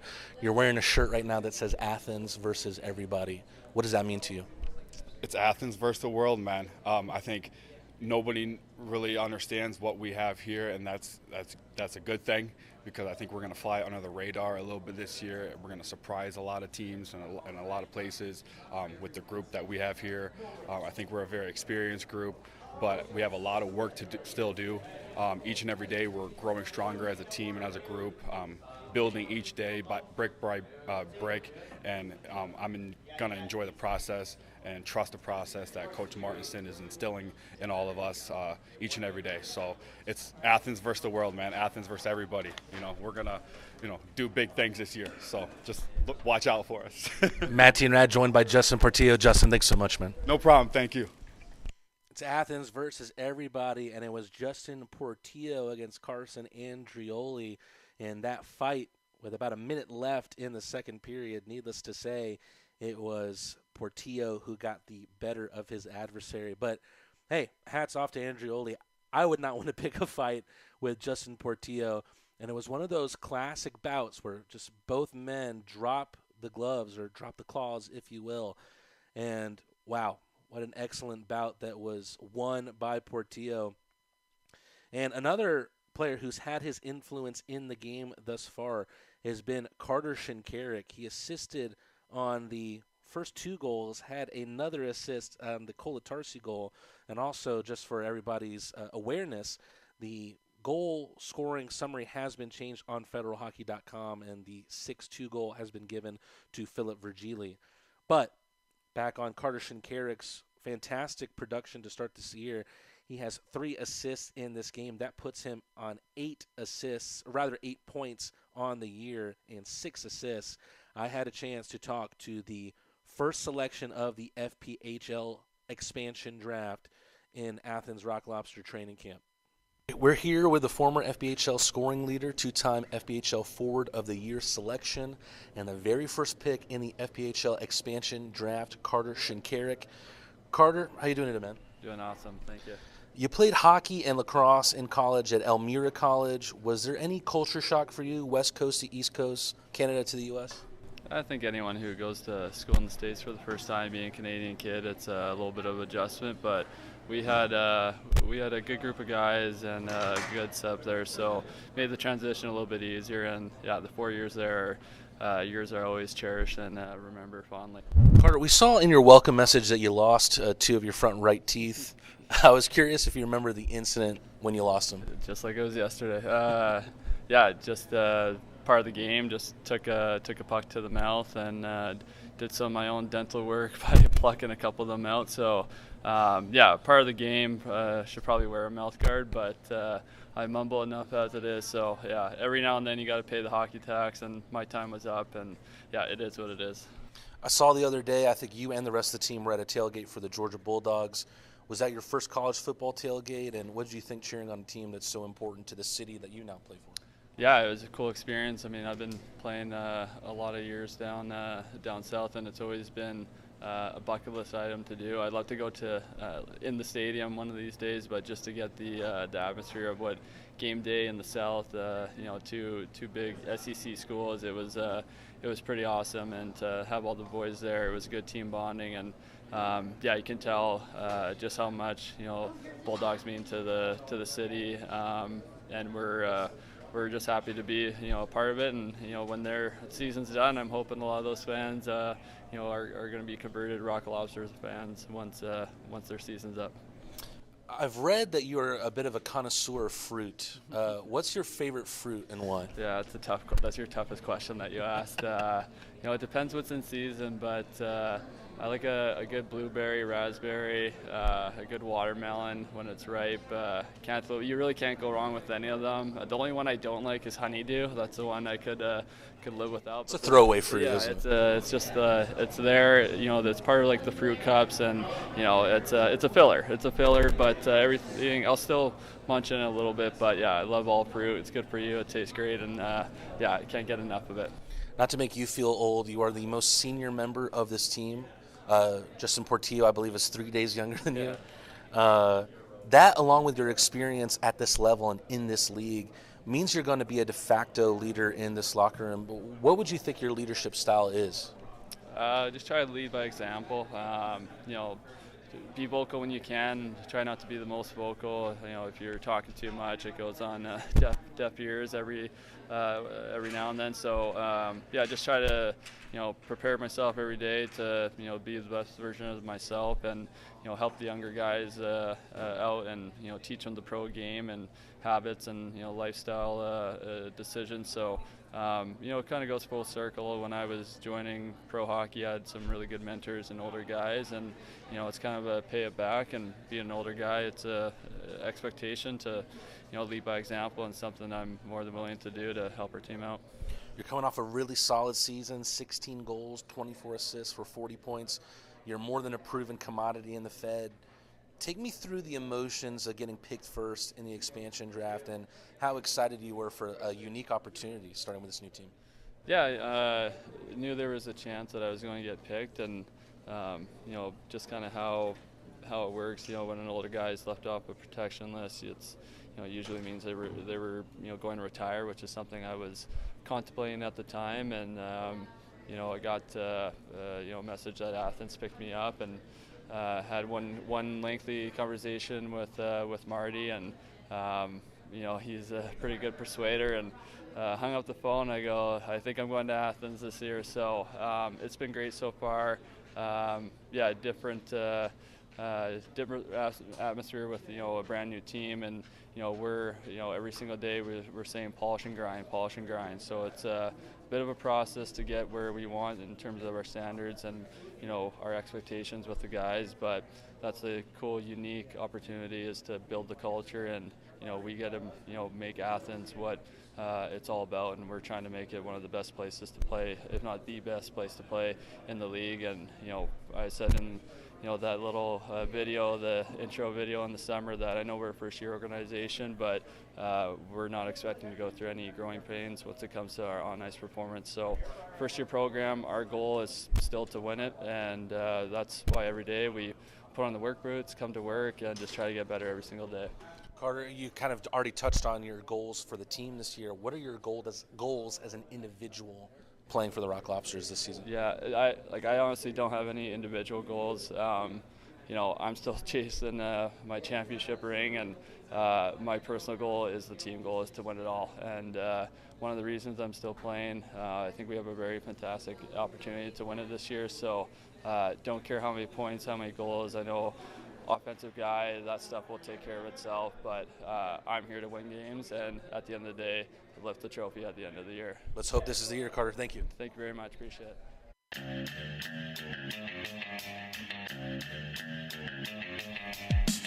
You're watching the Athens Rock Lobsters on the exclusive streaming home and official YouTube channel of Athens' first ever pro hockey team. Like, subscribe, and hit the bell to be notified of all future posts and streams. Back here in the Hitachi Energy Arena after a big second period for the Rock Lobsters, up 6-2 going into the third. And it just felt like the Rock Lobsters could not stop winning in every single way in that second period. It started with bad news. It started with an Igor Romanov goal for the Blue Ridge Bobcats at the 1 minute 27 second mark in the second period. So really good momentum gathered by the Bobcats, going from their late goal in the first to scoring first in the second, but it felt like it was all Rock Lobsters from then on out. Kolatarsi with a short-handed 2-on-1 opportunity that was finished off by his wrister. Orca Weisblatt keeps following up the puck on some great puck handling skills from Garrett Milan. All he has to do is poke it in past Connor Green. And then Philip Virgili, again, the Rock Lobsters caused some chaos in front of Connor Green's net. Philip Virgili gets his first goal of 2024. And even when it did involve scoring, the Rock Lobsters continued to win. Justin Portillo dropped the gloves with Carson Andrioli and brought him down to the ice. In the meantime, too, Jakob Stahl with the cross-check with just about 11 seconds left in the second period is going to still be in the box to start the third. So about a minute 49 seconds left on the Paloma Park power play, which is where we'll get started here in the third period. It's an exciting night for all things Athens. The Rock Lobsters have already scored the touchdown against the Bobcats, minus the extra point, of course. And, of course, the Georgia Bulldogs have just reached halftime, showing why it's horns down, and they're up 23-0 against the number one team in the nation. It was great to listen to Carter Shinkarik talk about his first experience watching SEC football as Matt Garcia travels around the offensive zone. The D-man, Riley Robertson, getting out in front. Wrist shot. Puck loose in the slot, just wide of Connor Green. Riley Robertson leaves some red ink potentially on Garrett Johnson. Kolatarsi whimsifully travels into the zone. Alden thinks his stick gets held. No call from the officials. Virgili scored his first as a Rock Lobster to make it 6-2. And here come the Bobcats the other way. Wrister from a great distance, easy save for Bostet.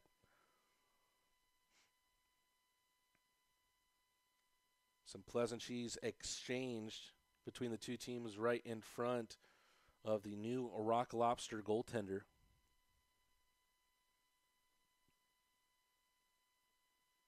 Wasn't officially announced yet before making his debut yesterday, so immediately thrown into the mix. 25-year-old from Janesville, Wisconsin. Of course, Josh Rosenswag on the DL. As we see the wrister from Shinkarik, showing why he had some time spent as a forward.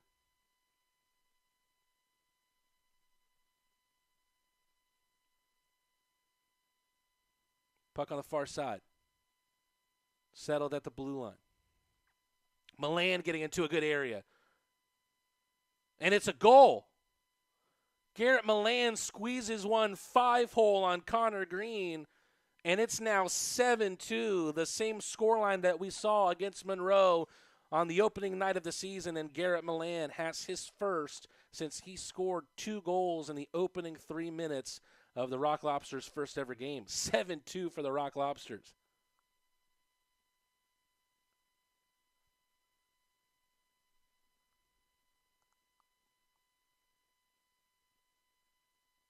And we are quickly back underway. Milan very close to scoring earlier on the effort that was just pushed in by Weisblatt late on in the second. So 7 goals from the Rock Lobsters, and perhaps the most surprising thing about that, it's 7 different goal scorers. Good wherewithal there from Chris Hunt to take it around a Bobcat was Garrett Johnson. Bobcat with numbers the other way. Uturo, his shot gets saved by Bostet.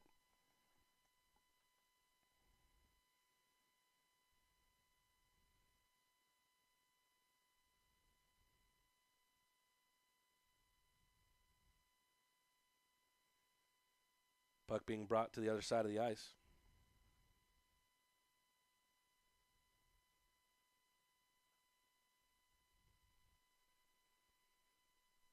It's a long angle view from it. Tumble into the slot by Devin Sanders. Garrett Milan scored early on in this third period to make it 7-2.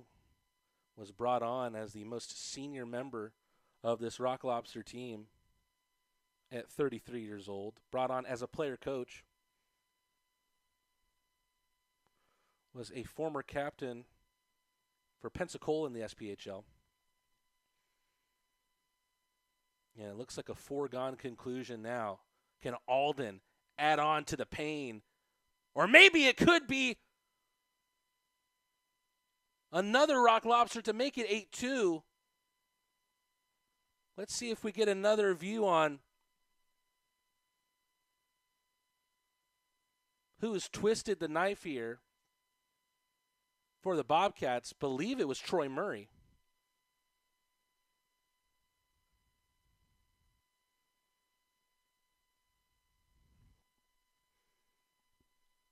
It's getting to look more and more like that scene from The Simpsons. Stop. He's already dead.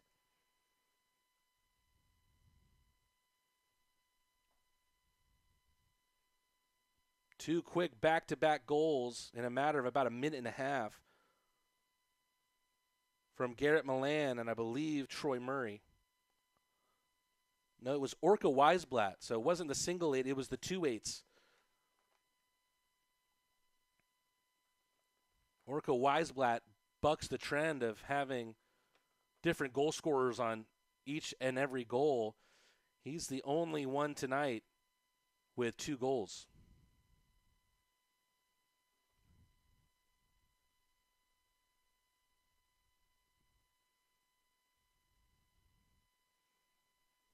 Virgili has assists on both goals in this period.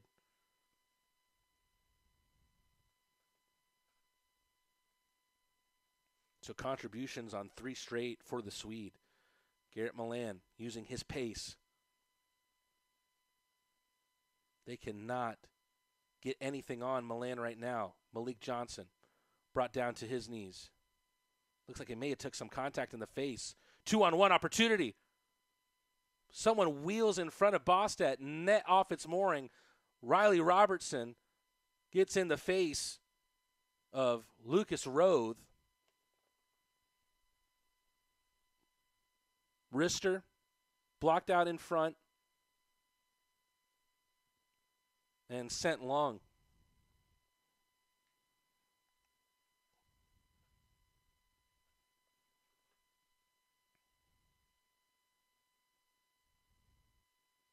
Little poker from Bostet.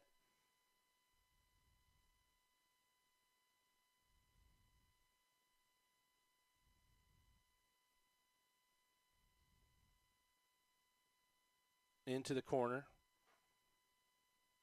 Wrestled free by Vlasov.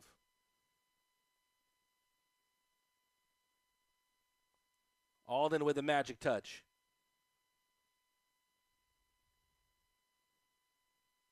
Sends it wide. Pass gets intercepted. Kept in the zone by Athens. Chris Hunt tries to take it past Klinecki. Shot out in front and another goal. His first contribution in just his second game as a Rock Lobster, and Brandon Picard makes it 9-2.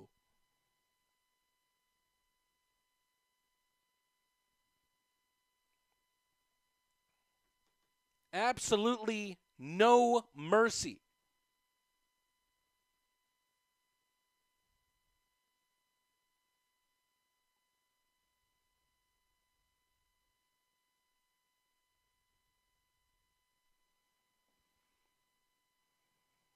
The Blue Ridge Bobcats want a chance just to put this game in the rearview mirror at this point. Picard scores on assists from Chris Hunt and Hunter Alden. So the Hunt line getting in on the action.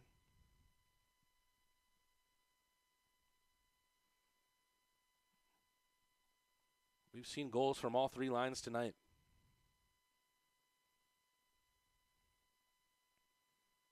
Bobcat fans just looking for something to cheer for at this point.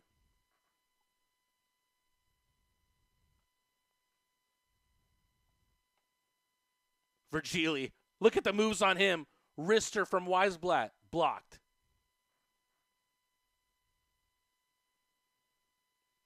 The Bobcats eventually able to shake that puck free. Someone left down on the ice. Orca Weisblatt. Great pass to the other side. Garrett Milan just misses.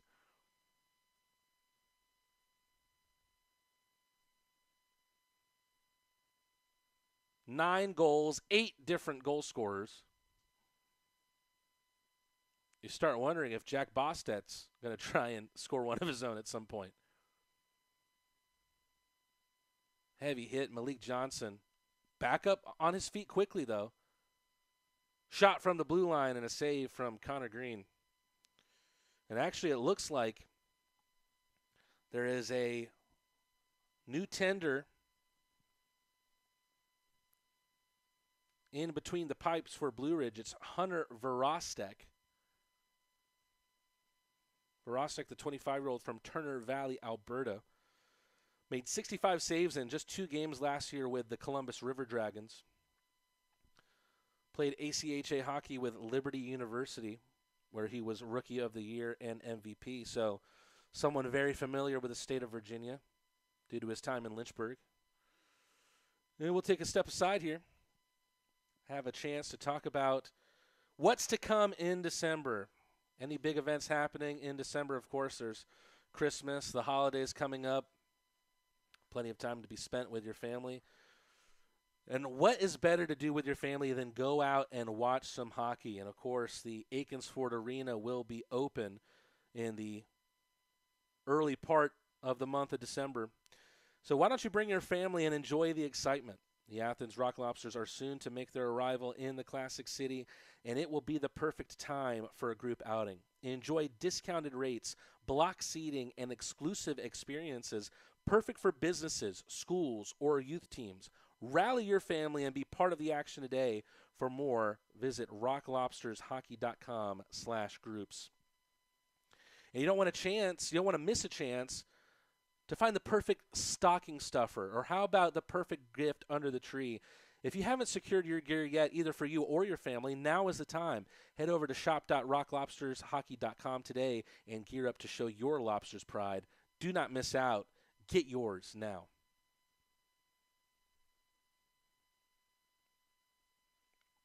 So the question is no longer will the Rock Lobsters extend their winning streak to 4 games? That looks like a foregone conclusion at this point. But the question now on Rock Lobster fans' minds will be, can they make it double digits? Can they make it a 10-goal game?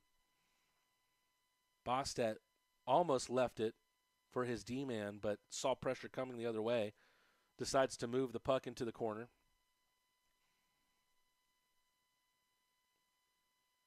This is going to be a long post-game recap. There's so much to cover, and not all of it scoring, as we see the puck blown dead on the icing.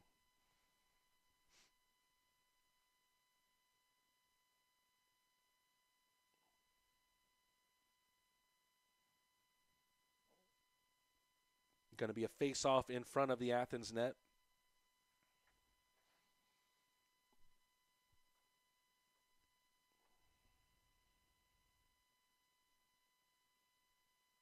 Face-off won by the Bobcats. Shot from distance blocked. Justin Portillo is back from his penalty.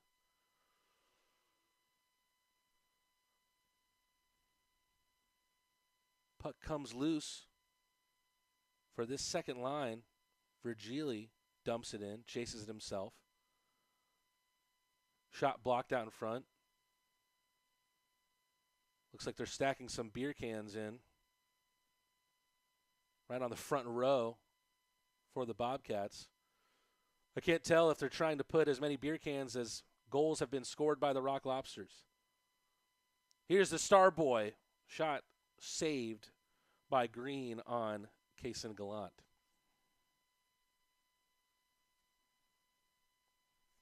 Little tip for everybody at home: don't drink a beer for every goal that the Rock Lobsters score this season.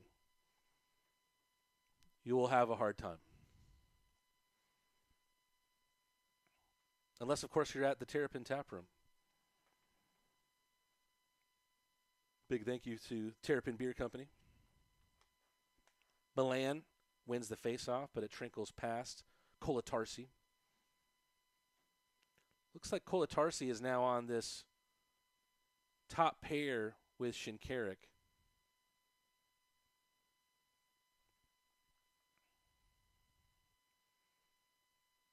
Offside waved off. Rock Lobsters going hard into the corner. Saved at the blue line, but eventually forced out by Jakob Wolf.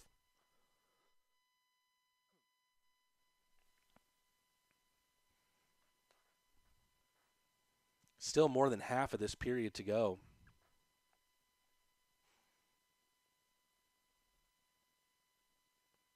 And it's another 3-goal time period. 3 in the first for Athens, 3 in the second, and 3 in the third now.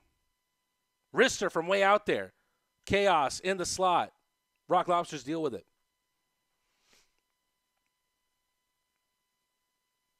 Athens have done a good job of protecting their goaltender, Jack Bostet. After that, he's done a great job as well.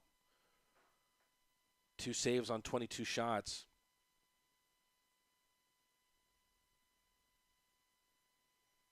Alden up the right side for Hunt. Portillo, rather, with the wrister. It's saved by Green.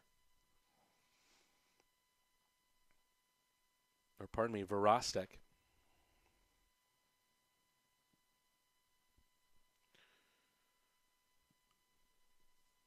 Forgot that Green was switched out, as is often the case with high goal scoring tallies. At some point, you just don't want to leave your goaltender out to dry.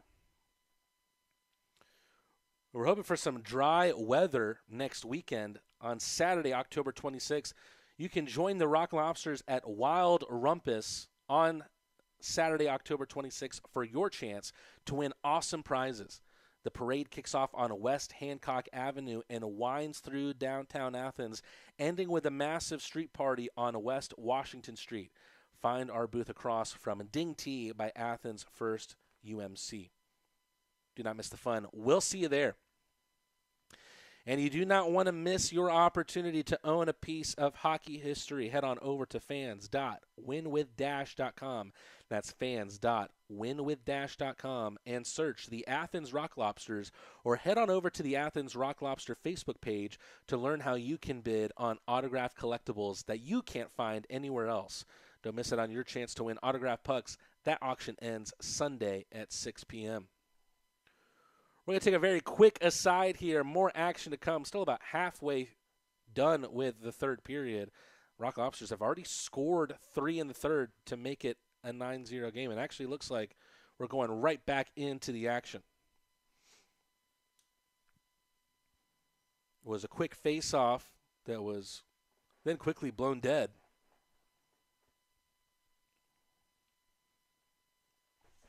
So it looks like we'll do it again.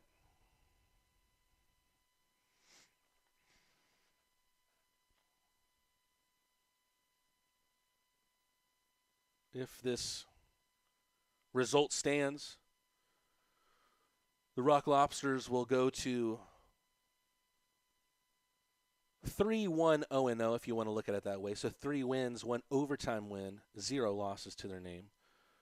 That will put them already at 11 points on the season. So the Rock Lobsters already at double digits. Garcia, Gallant to his left. Gallant. A little bit of kinetic energy for him. You just feel like something's going to happen. A great pass to the far side, but it can't be handled. Robertson, who looks like he's been playing forward as of late. Robertson getting in front of the goaltender on the wrister. Troy Murray almost thought about firing one himself. Thinks better of it. Robertson. Directing traffic is Alden.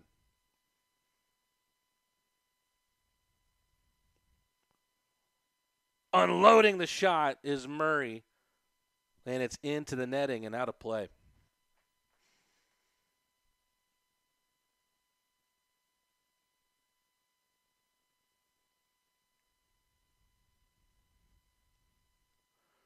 Taking a look at the scoring thus far from the Rock Lobsters this year. 22 goals in 4 games. So that's somewhere between, 5 and 6 goals on average per game.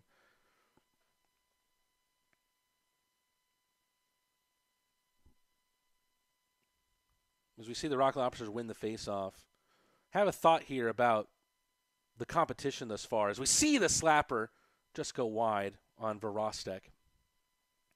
And here comes Blue Ridge. Quickly the other direction. Tight angle for Jawan Davis. Almost pokes it in past Bostet. Milan. To the right was Weisblatt, who collides there with Shinkarik. A little bit of a schmaz right in front of the goaltender Verostek.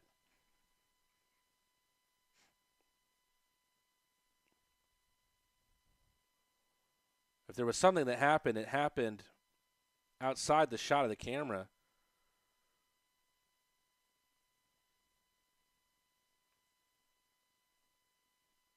Garrett Milan looks like he's being taken to the penalty box.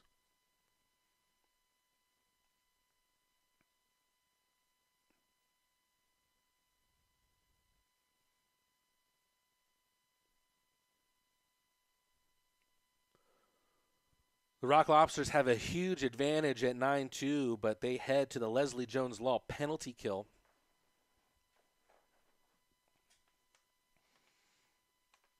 And trying to give their home crowd, their barn, something to cheer for late on.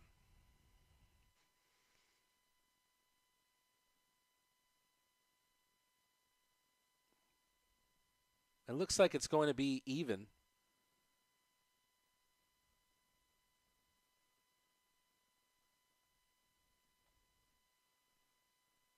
Actually, it looks like the Rock Lobsters are on the power play, so looks like potentially 2 penalties for Blue Ridge coming out of that schmoz, and then Milan in the box for the Rock Lobsters. See if we could check the summary here. So it's not the Leslie Jones penalty kill. Instead, it's the Paloma Park power play.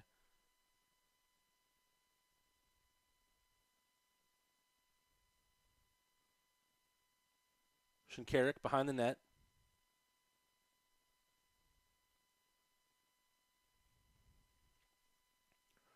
Chris Hunt has been this man on the power play where a quick opportunity here for the Bobcats and a save on the shot from Devin Sanders.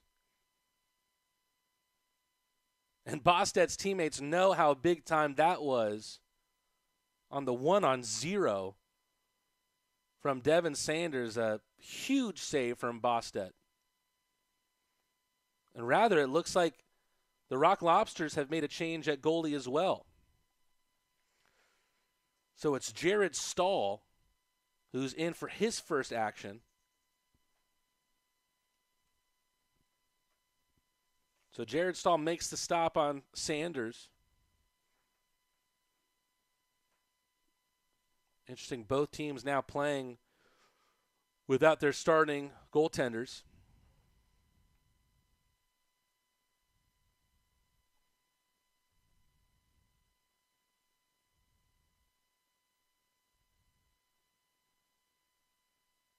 So it looks like it is indeed a 4-on-4 according to the FPHL website. 2 roughing minors, 1 for Milan and 1 for Jakob Wolf.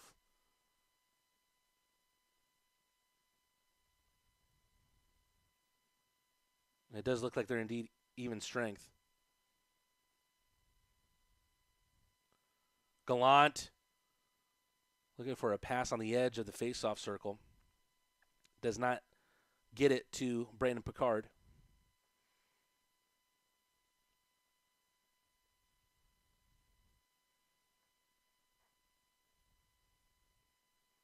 Going to be a face-off in the offensive zone for the Bobcats.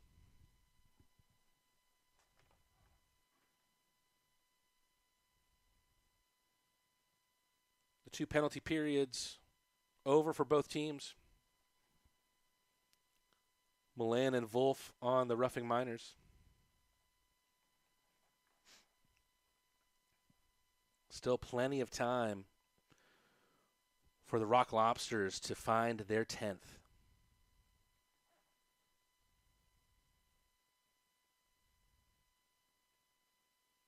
Good turn there. Pass onto the far side from Tristan Sim, who has scored one of the 2 goals tonight. Virgili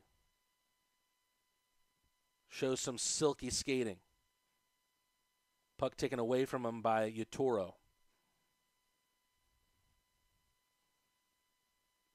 Puck getting pinned against the boards. Our stream getting very blurry here. Looks like a slap shot was wide of the target.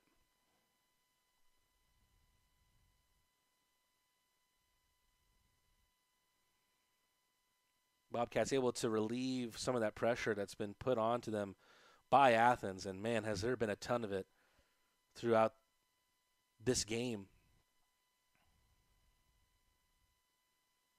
Puck taken up the right side. Past the net is Devin Sanders. He gets brought down onto all fours.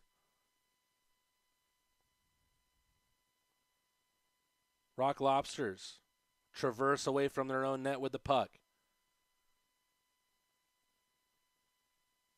Cannot find the crucial pass, but Orca Weisblatt sets up a slap shot,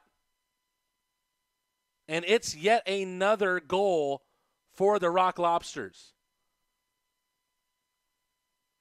Garrett Milan with his second of the night.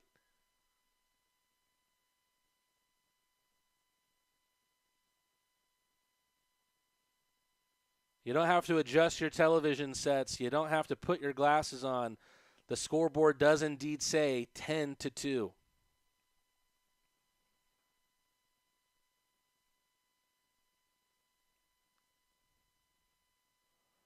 So Garrett Milan with his second of the period. 4 goals on the season for the player coach, and both of them have come from 2-goal games, and both of them have come from big nights for the visiting team.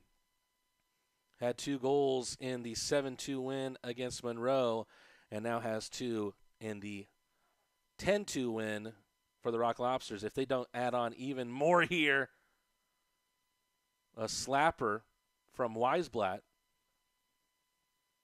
A lot of energy on that shot, and it sends the Bobcats the other direction. Puck taken over the line with an offside.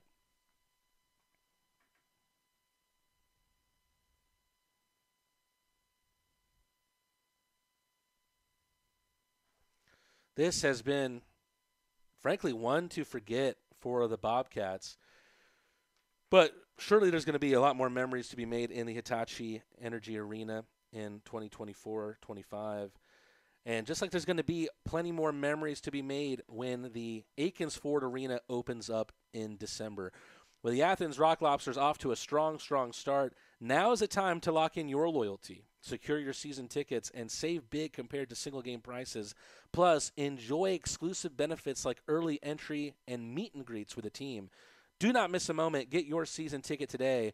For more, visit rocklobstershockey.com/season tickets. Another special shout out to our friends at Aikens Ford, Stanfield Air Systems, First American Bank, and Terrapin Beer Company. A thought that I had a little earlier that I was about to extrapolate on before I think the Rock Lobsters scored another goal was we saw how this team performed against Monroe.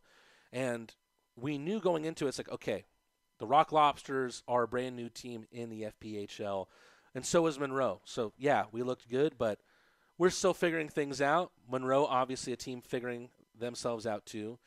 But Blue Ridge, still a new team, a little bit more established, having played their first season in the FPHL last year, and yet the Rock Lobsters are still looking just as strong, if not stronger, against this Blue Ridge team, up 10-2 right now, and still a chance to stack on more and compound this fracture with a little more than 4 minutes to go in the third. Puck left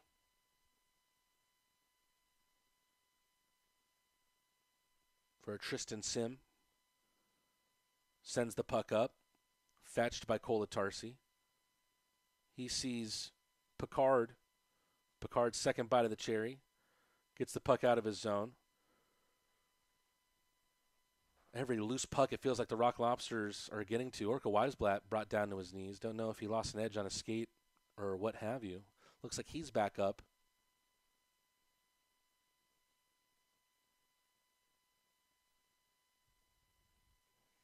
It's all calm, cool, and collected now from the Rock Lobsters. Feels like the hard work is done here. Fake slapper. Weisblatt. Back on his 2 feet. Wrister. Just wide.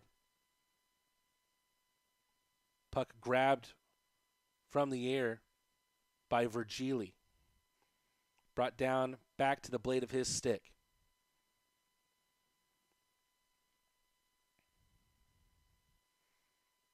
Puck touched into the zone. A 10-2 lead for Athens with less than 3 minutes to go.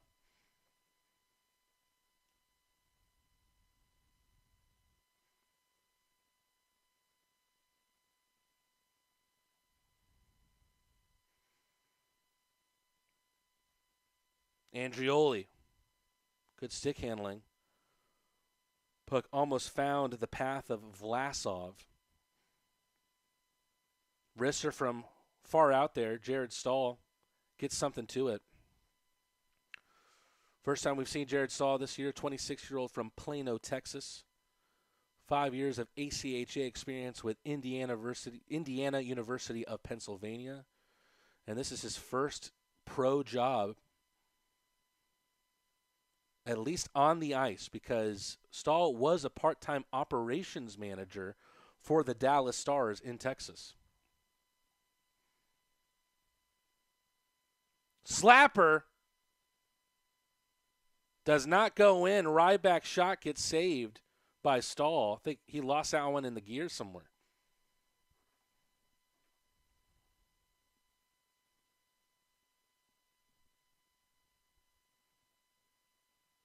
Aaron Ryback, the 29-year-old from Manitoba, has had a good start to his time with the Bobcats. Was not on the opening roster on their website when I was doing research for this game, but spent little time contributing, rather wasted little time before contributing, scoring the first goal of the Blue Ridge season. A minute and a half to go. Malik Johnson dumps it in.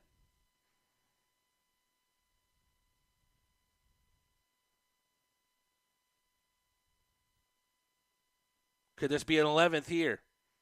Picard loses out on the puck to Kalinecki. 1 minute remaining. Milan has the puck bounce just past him. Wrister from the left side from Jawan Davis, saved by Stahl. It's a good job by Stahl here. He comes in, doesn't let up a goal.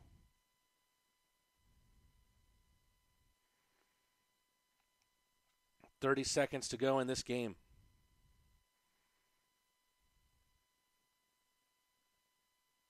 And just as soon as you think the Rock Lobsters have let up off the gas, an opportunity from Picard is just wide, a rare miss for the Rock Lobsters. Taking a look at the shot statistics. 29 shots according to federalhockey.com, and 9 of those have gone in. So nearly a 33% conversion shots to goal. And it looks like the Rock Lobsters are going to have another power play here. So the last 16 seconds of the game will be spent on the power play.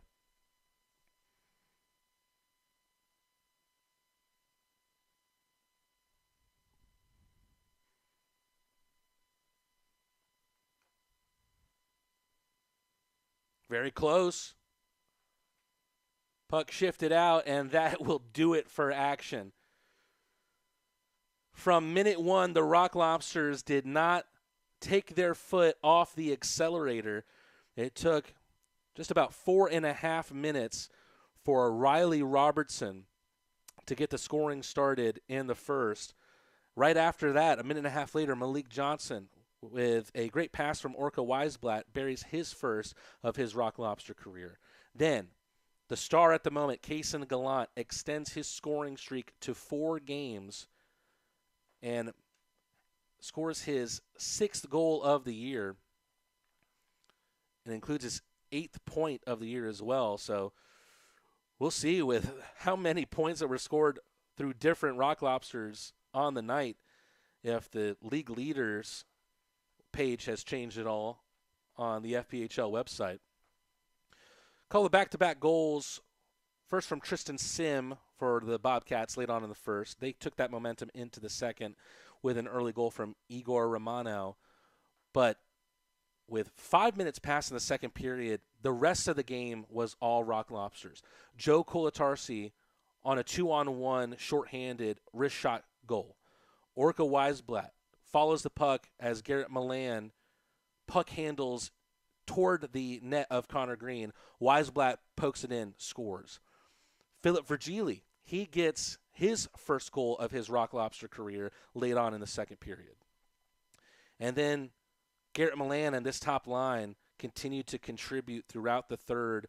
A goal 2 minutes past in the third through Garrett Milan. Orca Weisblatt had his second of the night. Brandon Picard, in just his second game as a Rock Lobster, made it 9-2. And then everybody starts asking the question, can the Rock Lobsters make it 10 goals in this matchup? And they do indeed secure what will be their largest margin of victory so far in the season, through 4 games, mind you, a 10-2 win thanks to yet another goal from Garrett Milan. So you have 10 goals from 7 different goal scorers. You had a great fight from Justin Portillo, who brought down Carson Andrioli. What more can you ask for if you're a Rock Lobsters fan?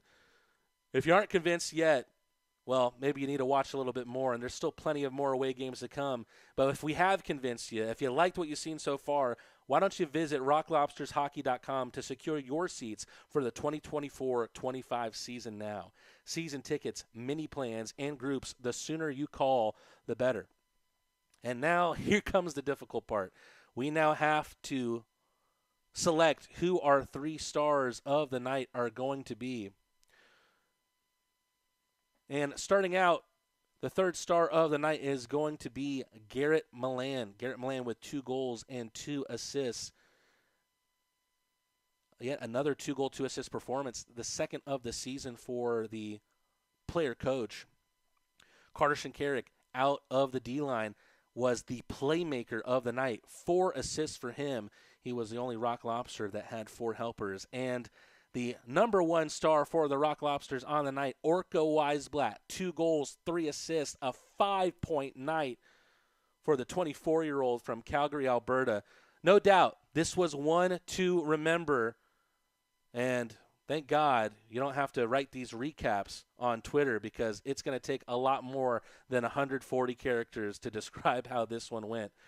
On behalf of the Athens Rock Lobster staff and, of course, the Blue Ridge Bobcats, thank you for welcoming us to their stream and to the Hitachi Energy Arena. This is Matt Rad saying so long from the Athens Rock Lobster Network, where the Rock Lobsters win with aplomb 10-2 over the Blue Ridge Bobcats. They travel to Danville to take on the Dashers next week.